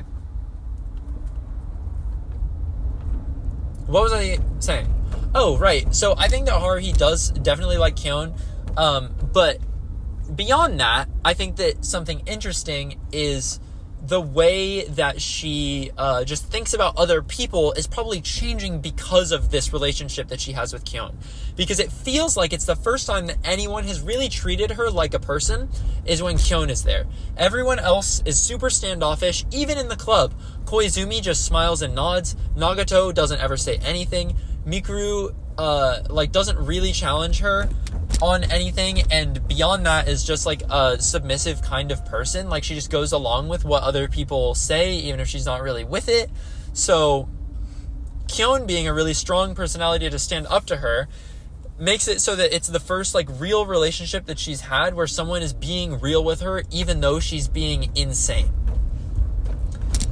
And because of these things, she's starting to think about other people and other relationships more normally, and she's starting to have interests in things that she wouldn't have had before. So she doesn't need some spectacle to be the most fun thing of all time. She can just, like, I don't know, go play baseball with her friends. And playing baseball in a tournament is pretty out there. It's not like a normal thing to do, but it's a lot more normal than saying, let's patrol the streets for aliens, or for any hint that there might be aliens, right? And I'm referencing the show when I'm saying these things. I really think you should go watch it. Whether you got spoiled for some things by what I'm saying or whether you didn't, I really think you should watch the show. But yeah, basically, Haruhi is beginning to seemingly have a change of heart. So she during this arc, is like, guys, let's go do all the summery things in summer. It's our only summer as 10th graders, which is the most 10th grader thing you could possibly say, which is anti-Haruhi, right? If you've read My Immortal, this is like Haruhi hating the preps and then acting preppy. This is like, I mean, you know what I'm trying to say. But basically, she is saying, let's go to the pool. They go to the pool, and Haruhi is still very much Haruhi, but she's changing as a person slowly. And I don't think she notices this. It's just that she wants to do something, and then she does it. And the things that she wants are changing because of the relationships that she's having with people. And I think that that's beautiful. I think that's something beautiful, because that's how it works in real life, right? Like, the things that I want now are a lot different than before I met Cammie's friends in Irvine. Just because there are things that I'm considering that I think sound really fun now that I wouldn't have considered without meeting these people. And do I think I've changed fundamentally as a person? No, but maybe I have, right? Maybe these interests that I have are fundamentally changing who I am. Haruhi is showing this in the Endless 8 because she is starting to do more normal things, right? She is still saying, Kyon, I can't believe you're late. You're paying for everybody. Also, we're riding your bike. Also, beat Koizumi. We get there. Kyon, you can't be tired. We're going to the pool. She's still very much herself. But she is considering hanging out with other people more and considering these people in the club, the SOS brigade, if you will, her friends. And she's really thinking of them that way. And this is just not something that's ever happened with Haruhi. Ever in her life. So,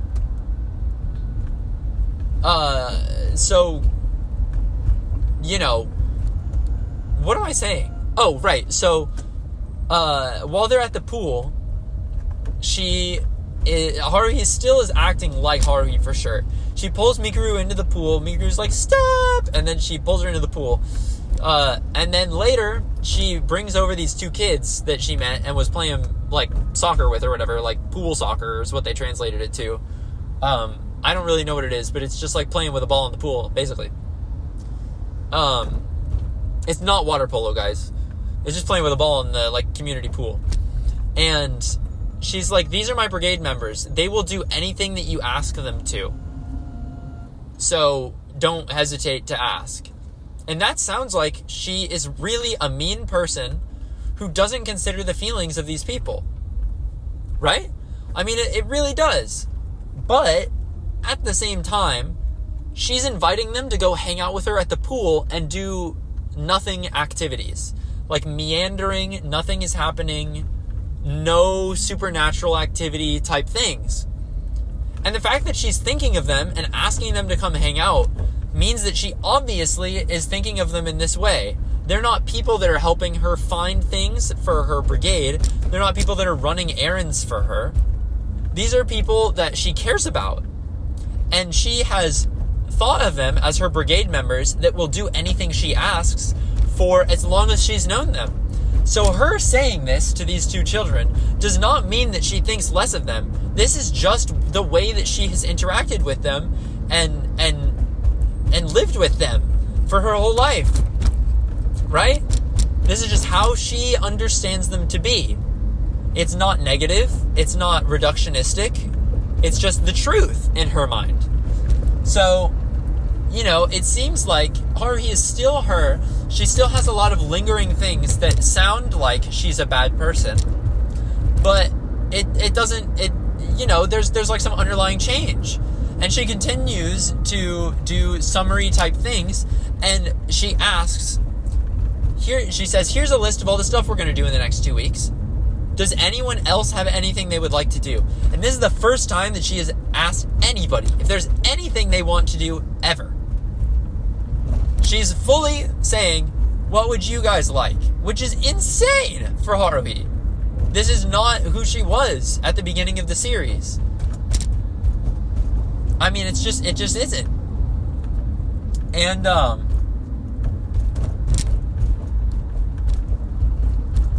so, that's just insane. So Mikuru is the only person who really has anything to say. Because Koizumi would never, ever interject. Nagato is merely an observer. She does not object. And Mikuru just doesn't she's just not thinking about it. So she'll say what she wants to do. Especially because she's from the future. So maybe she couldn't go goldfish scooping at the Bon Festival in the future. And that's what she wanted. And Kyon just doesn't care. He's just apathetic. He doesn't care. So, well, at least he feigns apathy. But I think in reality, he also has a crush on Haruhi and really enjoys the activities that they're doing and is finding himself in a similar way that Haruhi is. Which is just so beautiful. I love this story. It's so beautiful. But, let me try to merge. Hold on.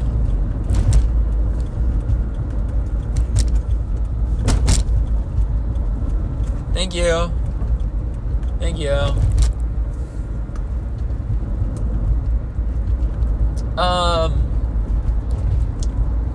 But yeah, so, this is the first time Haruhi has asked other people what they want.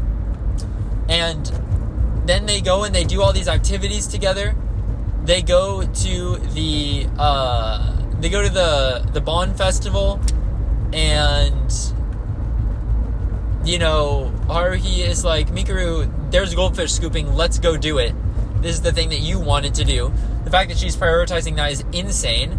Then she buys some takoyaki and says to every person, you can take one, but only one, which is very standoffish, and you could say tsundere, but it's the first time that Haruhi has ever done anything for anyone, really.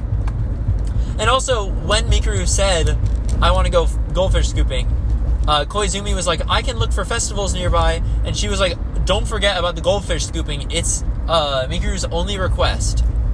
So, make sure you do it for our beloved Mikuru. And it's just different.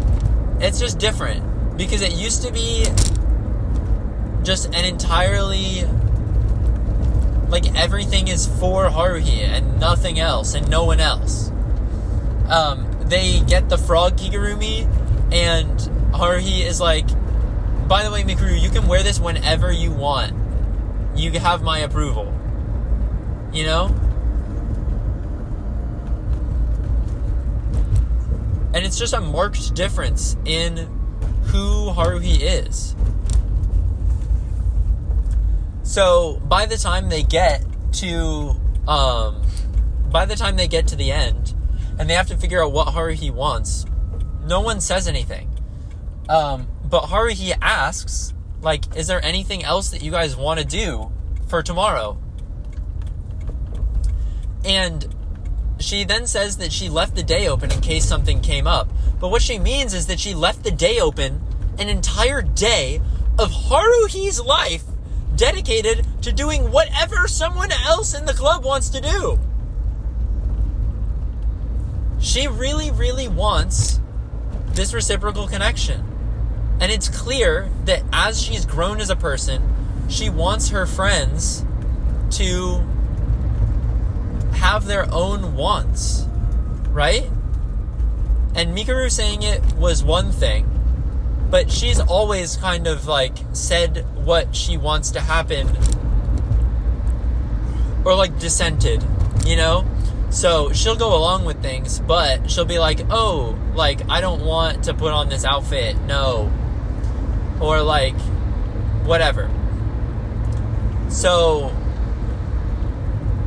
Kyon is the perfect person then, because he has his own interests. He's very, he has a very strong personality, let's say, and he has his own desires.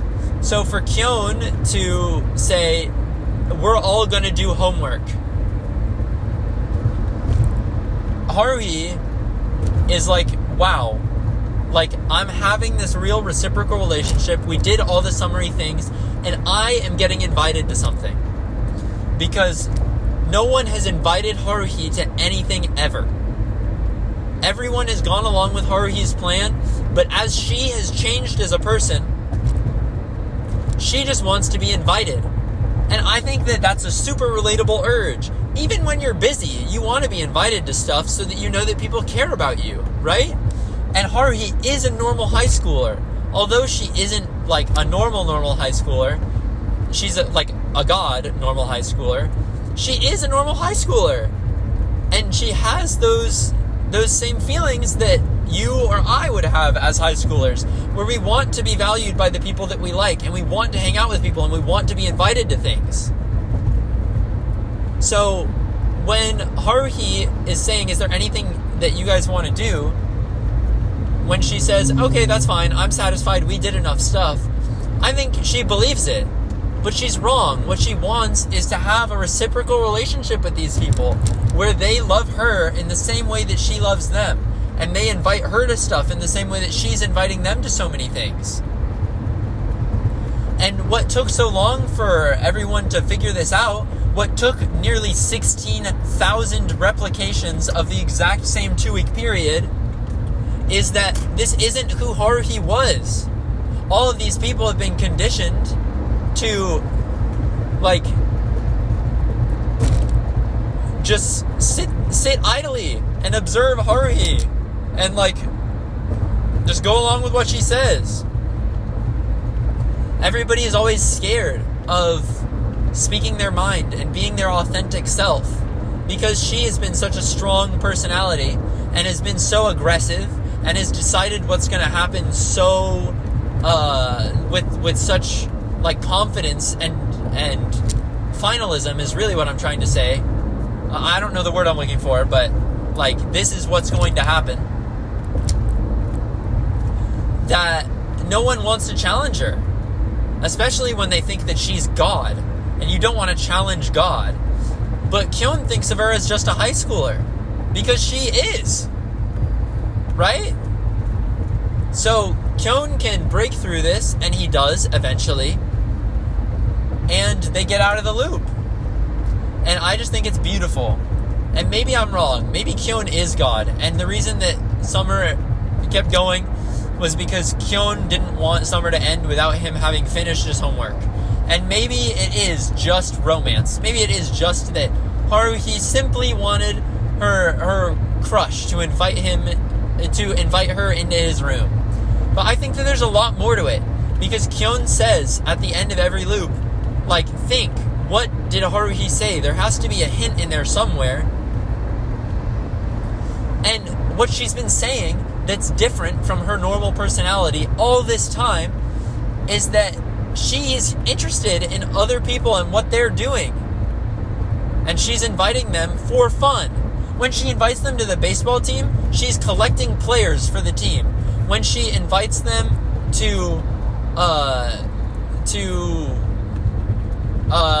when she invites them to the baseball team, it's to fill out the number of players needed for baseball.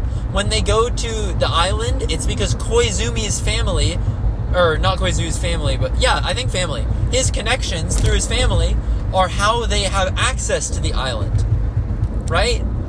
When Haruhi forms this club, these are the club members that she needs, and they fill specific roles that she's interested in. The first time that she invites people to do something for fun that has no ulterior motive, where she needs a specific kind of person that they fit, or where she needs a specific number of people, is when they go to the pool together. She's changed as a person, and it's not a huge change. She's not like 180, all of a sudden she comes across as nice. She still comes across as a jerk, but she's different, and she's growing, and she loves her friends.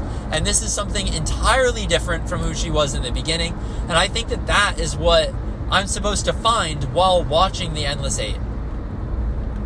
And this is why I like the chronological order, because I want to watch the episodes that come after the Endless Eight in chronology after the Endless Eight, because I want to have experienced this like noticeable change in Haruhi's personality before I watch how she acts afterwards, right? So that's why I like the chronological order. Now, some other things that I like about the Endless Eight, because it's not just this like main through plot line, is that they're also different. Having an episode reanimated and revoiced 8 times is really fun. And every time they go to the pool, they have one slapstick gag with Mikuru. And every time it's really funny. Like, she gets hit in the head with the ball. It's like a beach ball type thing. It doesn't hurt. But she just goes like, boom! And she like falls back and she's like, ah! And it's funny. I promise. It's like a good slapstick. The tone that the different directors decided to take with the episodes are really interesting. And then I love the incorporation of the consistent like leitmotif of the clouds, because there's a specific shape of clouds that happens during this loop, and it replicates every single time. Because it's a loop, because it's a time loop, the same cloud shape is in the sky every time. And sometimes an airplane that flies by is used as a leitmotif. I just really appreciate all these little things that are included, because you can feel how the people working on it really wanted this to be like a good episode and like a deep episode. And also, another small thing is that at one point, Kyon and Koizumi are talking about how they could get out of the loop. And Koizumi said, maybe someone could walk up behind Haruhi embrace her and whisper, "I love you," into her ear. And then Kyon is like, "And who would that be?" And he says, "You, of course." And then Kyon is like, "I can't do it." And he was like, "Well, maybe I'll do it then." 8 out of 8 episodes, or I guess it's probably 7, because I don't think you see this in the first one. You see that Koizumi says this to Kyon, and not once do you get to see Kyon's facial expression. Not once. We don't get to know what Kyon is thinking. It's left up for interpretation, because the camera doesn't show us his face. It's awesome. It's great. And you see it 8 times. But it seems like in the later episodes, like once you get to 7 and 8, he's like more taken aback and agitated by this. Right? So I think that Kyon is in love with Haruhi as well. I think that there's a lot of subconscious going on, as is obvious by how he mentions Freud. There's a lot of subconscious going on. Kyon also, he likes to reference philosophers, and really this is just because the author of the book series used a lot of philosophy. But when Kyon references Freud, I personally take it to mean that there's a lot going on in Kyon's subconscious that he's not aware of. And he really likes Haruhi, right? And it's clear that he does. On the outside, he says, "I don't like Haruhi." On the outside, he's super apathetic, and he just goes along with everything, and he just doesn't care. But on the inside, he is just as much Chunibyo as Haruhi is, and he doesn't express it, and he says that he gave it up, but he didn't, or else he wouldn't be doing all this. He says, "I'm just a normal high schooler, how do I get roped into this?" But he has the same Chunibyo as Haruhi. They both care about the same things, and they both care about each other. And just the fact that we're not allowed to see his response when Koizumi says that he is gonna say that he loves Haruhi, the fact that we don't get to see that response is really nice. I really enjoy leaving that up for interpretation, because some people might think that Kyon actually doesn't like Haruhi, right? And that he really is just getting dragged along. And the way he's getting dragged along is that Haruhi is wishing for him to join, so he does, right? But I think that there is a level of Kyon liking Haruhi to it, that is not quite explored just through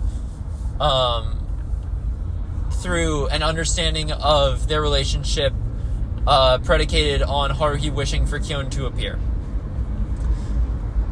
Nagato also is super interesting in this arc because, she is the information entity, so she seems to just be acting in ways that will fix the world so that Haruhi doesn't figure out what's happening, and then she is observing Haruhi,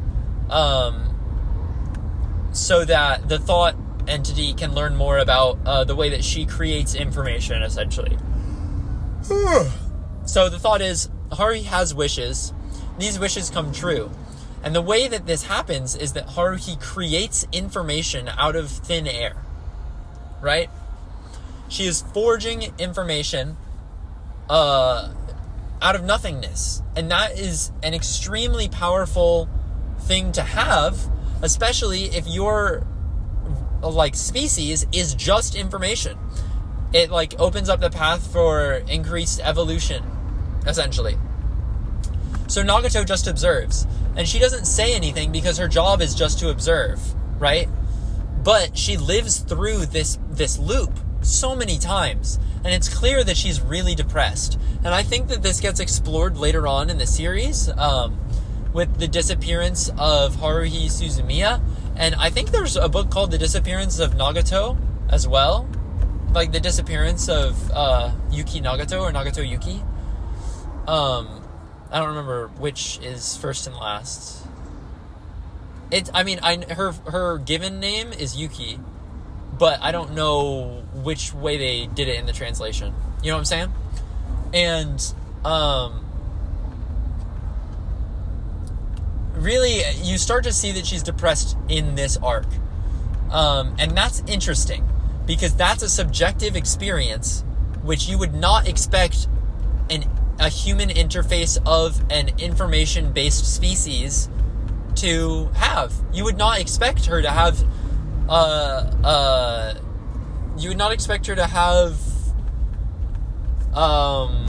subjective experience. I mean, if you've watched Evangelion, basically she is human instrumentality, but she's like a representative sent from human instrumentality to learn more about how they can better, like, expand their capacity.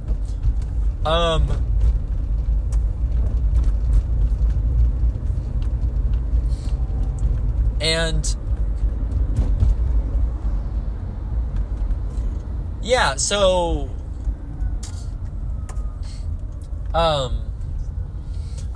Nagato, she starts feeling depressed, and because she's feeling depressed, there's a lot there, and she's having this subjective experience. You begin to question other things, right?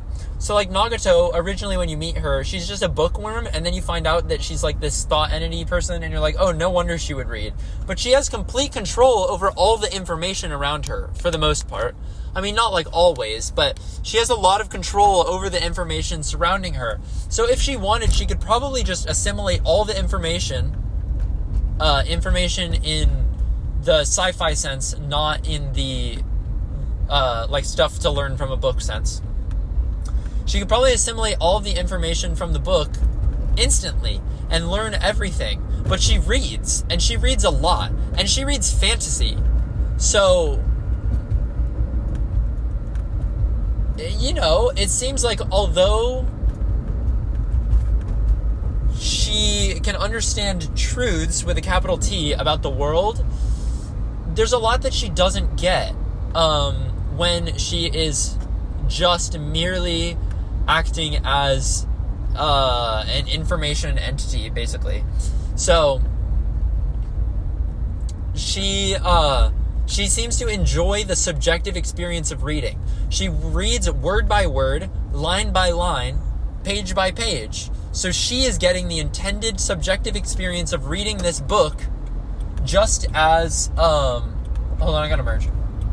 Actually, it's really simple. She is getting the same experience of reading this book as any other person reading a book would. And that's fascinating, because it seems like, although she comes from the information entity, the fact that she is a humanoid interface means that she has the same subjective experience and subjective desires, right, that humans do, that, like, biological, tangibly bound entities do. So, she's interested in being friends with Kyon. She's interested in reading books.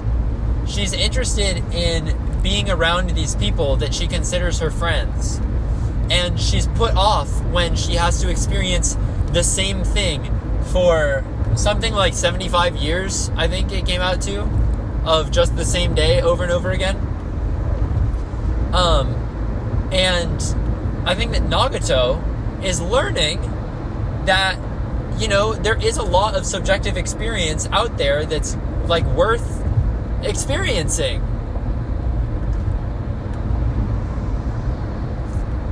And it's just beautiful, man.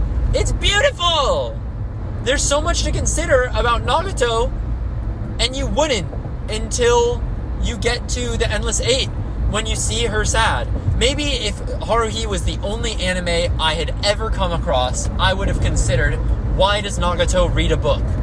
But, you know, like, otherwise, like, why would I think about that? She just looks like a nerd, and she's supposed to be like a computer-type interface sent from a thought information entity that is comprised of pure information and has no physical form. Like, of course she's going to be a nerd and read a book. But when I start to see that she's having these subjective, depressive experiences. It makes you question the other things. Why does she want to go to the library? Why does she always read?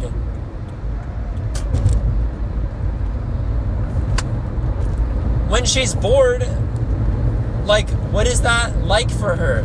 Does she know what she wants? Does she understand? Or because she is based solely in information, is she lacking a bunch of information about collaboration and communication and trust? In order to communicate, you need a certain level of trust. That's not the case if you're directly beaming information from one information entity to another. You don't have to learn about how to communicate. You don't have to trust the people that you're talking to understand what you mean and to not take it out of context and to have a back and forth conversation with you where they're going to truly try to understand what you're saying. And if she doesn't have this experience, then can she even understand what she wants when she's bored? Can she understand why living through the same experience for 75 years is making her depressed?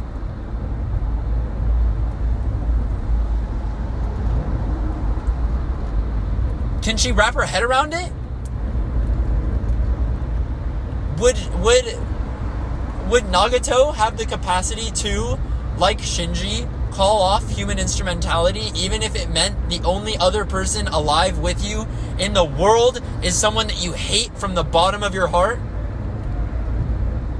Because the differences between us and interacting with other people, with other perspectives, is what makes life so beautiful. And that maybe we can learn to communicate with each other in a way where we can see eye to eye. Would Nagato be able to understand this? Or can she just not? Because she's ill-equipped. She's an interface based on an information model that misses out on subjective experience.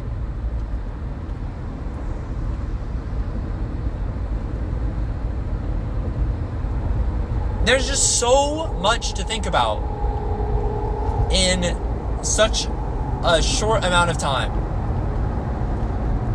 And I cannot wait to watch the disappearance of Haruhi Suzumiya, which is a movie, by the way, you guys. Welcome back. I can't wait to read the rest of the light novels when they come out, you guys, because the light novels are still coming out. And I just can't wait to consume the rest of what there is of Haruhi Suzumiya. I think it's beautiful. It's one of my favorite shows of all time, especially during this rewatch where I've felt so strongly about the different things that I've learned. And although I have not read the philosophy or the fantasy novels, and I probably never will, knowing myself, there are other things that I would be more invested in, just because I would be reading them alone. If I had somebody to read these novels with me, and we were like learning together and talking about how they apply to Haruhi together, then maybe, right? But if I'm just alone in it, then I think this is as good as it gets. But I'm going to consume as much of Haruhi as I can, and I just can't wait. And everybody, comment below if you've watched Haruhi or read it, then tell me who your favorite character is. Tell me who is your favorite character in Haruhi. And if you have not seen it, then comment below, Batpeg, I have not seen Haruhi. And you can add some flair if you want, but that's up to you. I really thought that I would run out of stuff to say a lot sooner. I didn't realize that I had this much to say about Haruhi. And I could probably keep talking. I mean, I didn't even really touch on, oh my god, my voice is gone. Because I've been yelling in the car for freaking 2 hours. It hasn't been 2 hours, surely. I don't know how long it's been. If I had to guess how long it's been, I would say probably it's been like an hour and 40-ish minutes. Maybe. Oh, it might be 2 hours, because I didn't think about the first section. It might be 2 hours. It might be 2 hours. We might be at that mark. Guys, I want my quesadilla so bad. I'm hungry. Oh, and also for those of you who skipped the Haruhi spoiler segment, I was screaming about Haruhi. I was screaming about Nagato. So that's why that's why my throat is giving out. That's why my voice is giving out. And I don't have any water. But everybody, make sure to drink some water. Make sure to drink some water, everybody. You gotta stay hydrated, everybody. You gotta stay hydrated. Everybody knows it. Everybody knows it. You gotta stay hydrated. This episode feels like its theme has been my hyperfixations. So let's try to think of another one.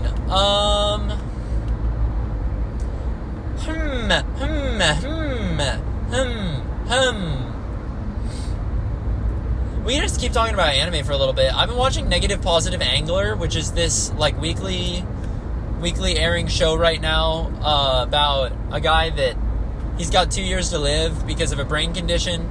He loses everything he has and has to drop out of college, including he loses his house because he gets too addicted to gambling. And then he gets saved by these people who are big fishers, and then he lives with one of them, and he's starting to turn his life around. And find meaning in his last 2 years. And it hasn't been as deep or dense as I kind of expected it to be. There have been a couple episodes where it's like, listen, man, you're really going to have to start talking about the important things with those who are close to you. And I'm like, wow, he's going to bring up that he's going to die in 2 years. And then he doesn't. And then he doesn't. And then they fish some more. And it's like fine. But man, like I don't want to just have him be chipper and fish. I want to see him talk with his friends and have meaningful relationships with them. That's all I want to see. All I want to see is that he has meaningful relationships with these people.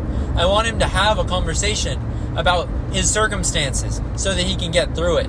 Okay? Another show I've been watching is Dragon Ball Daima. Dragon Ball Daima is the new Dragon Ball show that's coming out. That is like the last thing that Toriyama worked on, really. And you know, rest his soul, Toriyama. But yeah, I don't know how I feel about it so far. Honestly, the fights have been pretty awesome, and I've really enjoyed a lot of the like action. Like there's a new character named Glorio, and I like when Glorio challenges Goku to a fight, because it's super tense, and it's like, oh my gosh, is he gonna win? And he doesn't. Goku decimates Glorio. It's not even close. But I like that. Aside from that, though, aside from moments like that where they fight and things get serious, it has felt like a show literally for toddlers. It's not like haha funny, like silly slapstick potty type humor. It's like actually it feels like I'm watching Dora, and it's really sad. But otherwise, you know, otherwise it's been fine, and I've been enjoying it enough. I think it helps that I really like Dragon Ball, and I enjoy the characters, and I've liked them my whole life.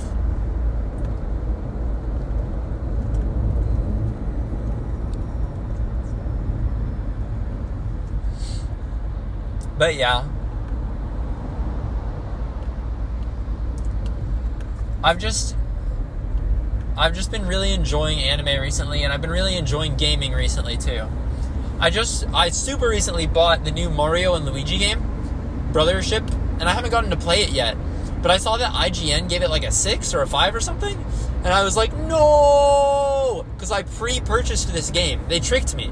They told me to buy it with, or they didn't tell me to do anything.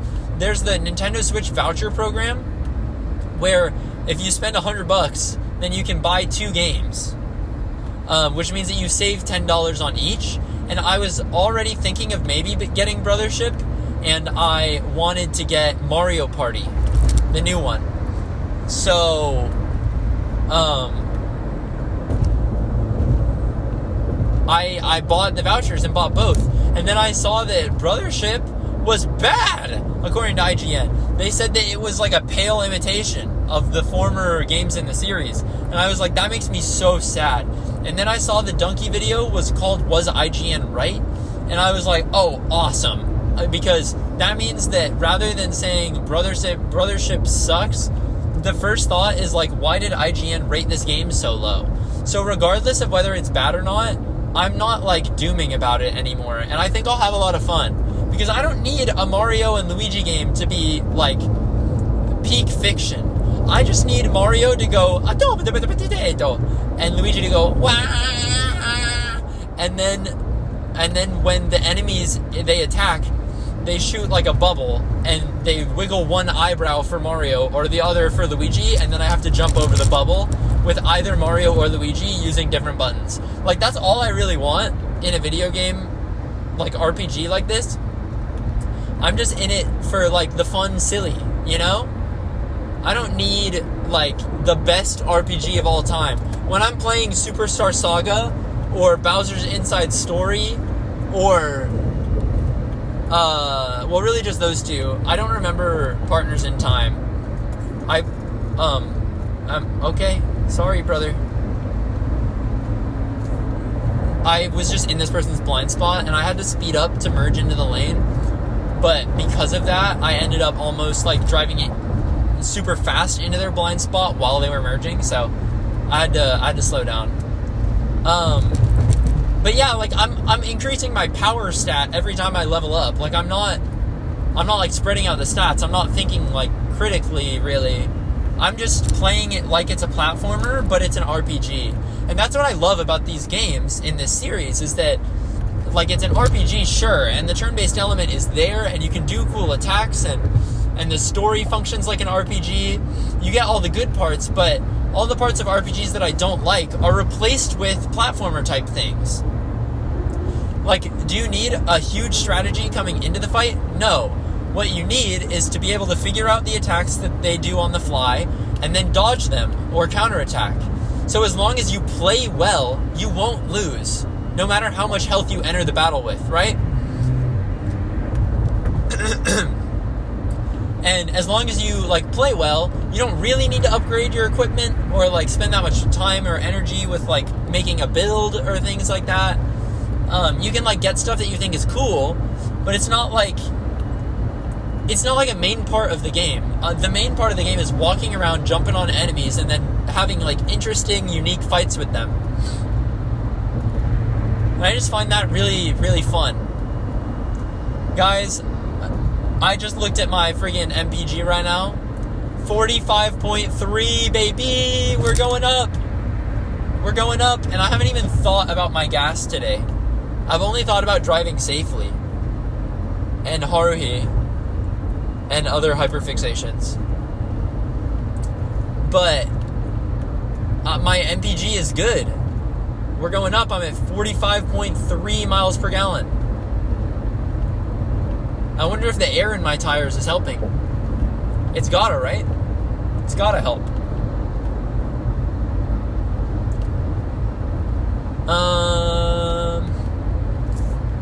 Guys, I gotta use the bathroom. I gotta use the bathroom real bad. Luckily, I'm almost there. I'm passing this exit right now. The next exit is my exit. So, I'm gonna merge over real quick. Beep, beep, beep. Merging over. And now the next exit is mine. Oh, okay. Yeah, you can go in front of me. Don't worry about it.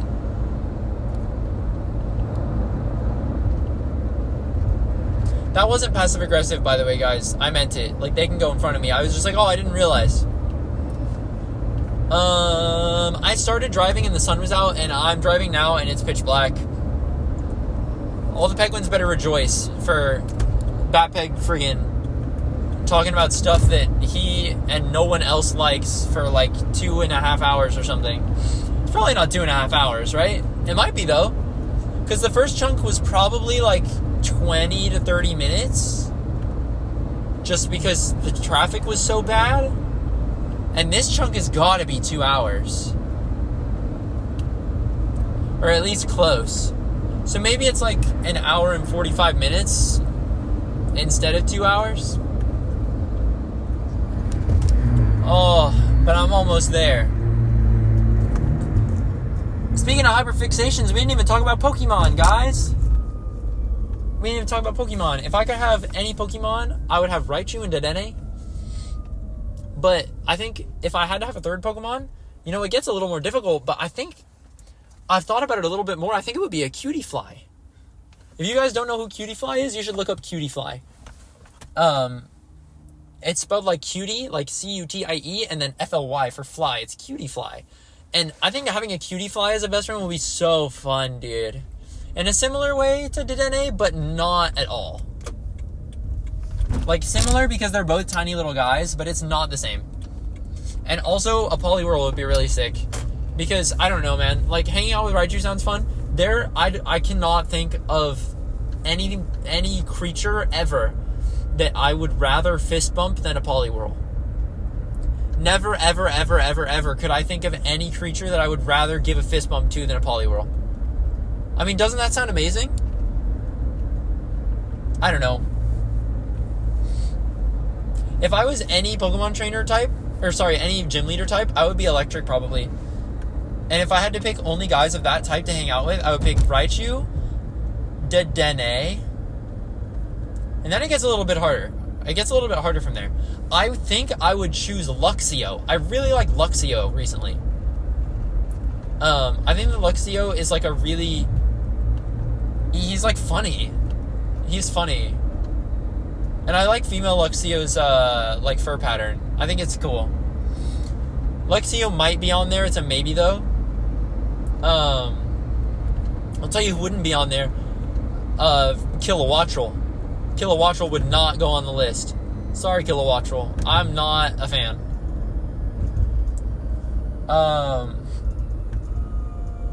Man, who else would it be? Like, maybe, because it gets hard. Because, like, I don't want to pick a Pokemon that's just, like, filling the same niche as Dedenne. And a Pachirisu definitely fills the same niche as a Dedenne, although I love Pachirisu, right?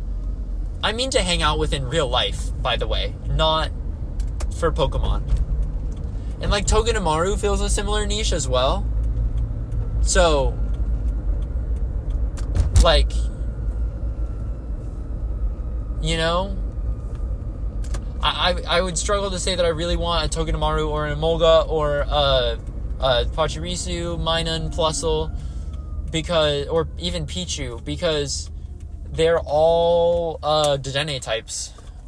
They're all small Pikachu knockoff types. That's why I suggested Luxio earlier, because Luxio is like a cat,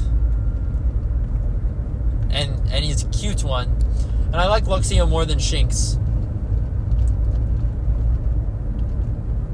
Man, I don't know. This is an interesting thought experiment, guys. Next time you're bored in the car, you should come up with 6 Pokemon of one type that you would want to hang out with. I guess I could say, like, I would want Zapdos, because then he could fly us around, and it would be fun. What about... Man, this is hard. This is really quite difficult. Oh, I would want Elekid. Oh my gosh, I would want Elekid. Elekid is up there with, like, Poliwhirl in terms of, like, guys of that stature that I would want to hang out with. Oh my god, I want to hang out with an Elekid. Don't they look so fun? He's like a little baby with a plug. He's so awesome. So, Raichu, Elekid, and Dedenne are for sure. I could say Zapdos, but I don't feel confident in it. But those 3 guys, man, yes, those are the guys. And then maybe Luxio as well.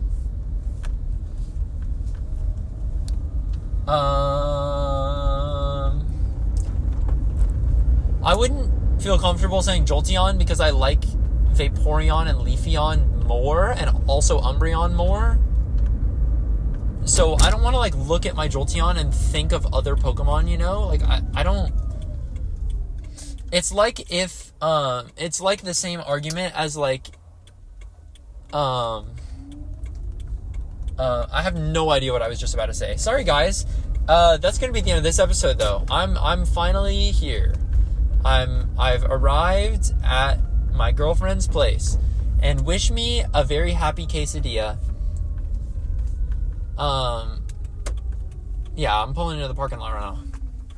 But yeah, so thanks for coming along with me on this journey of Batpeg just straight yapping for it's what's gotta be 2.5-ish hours.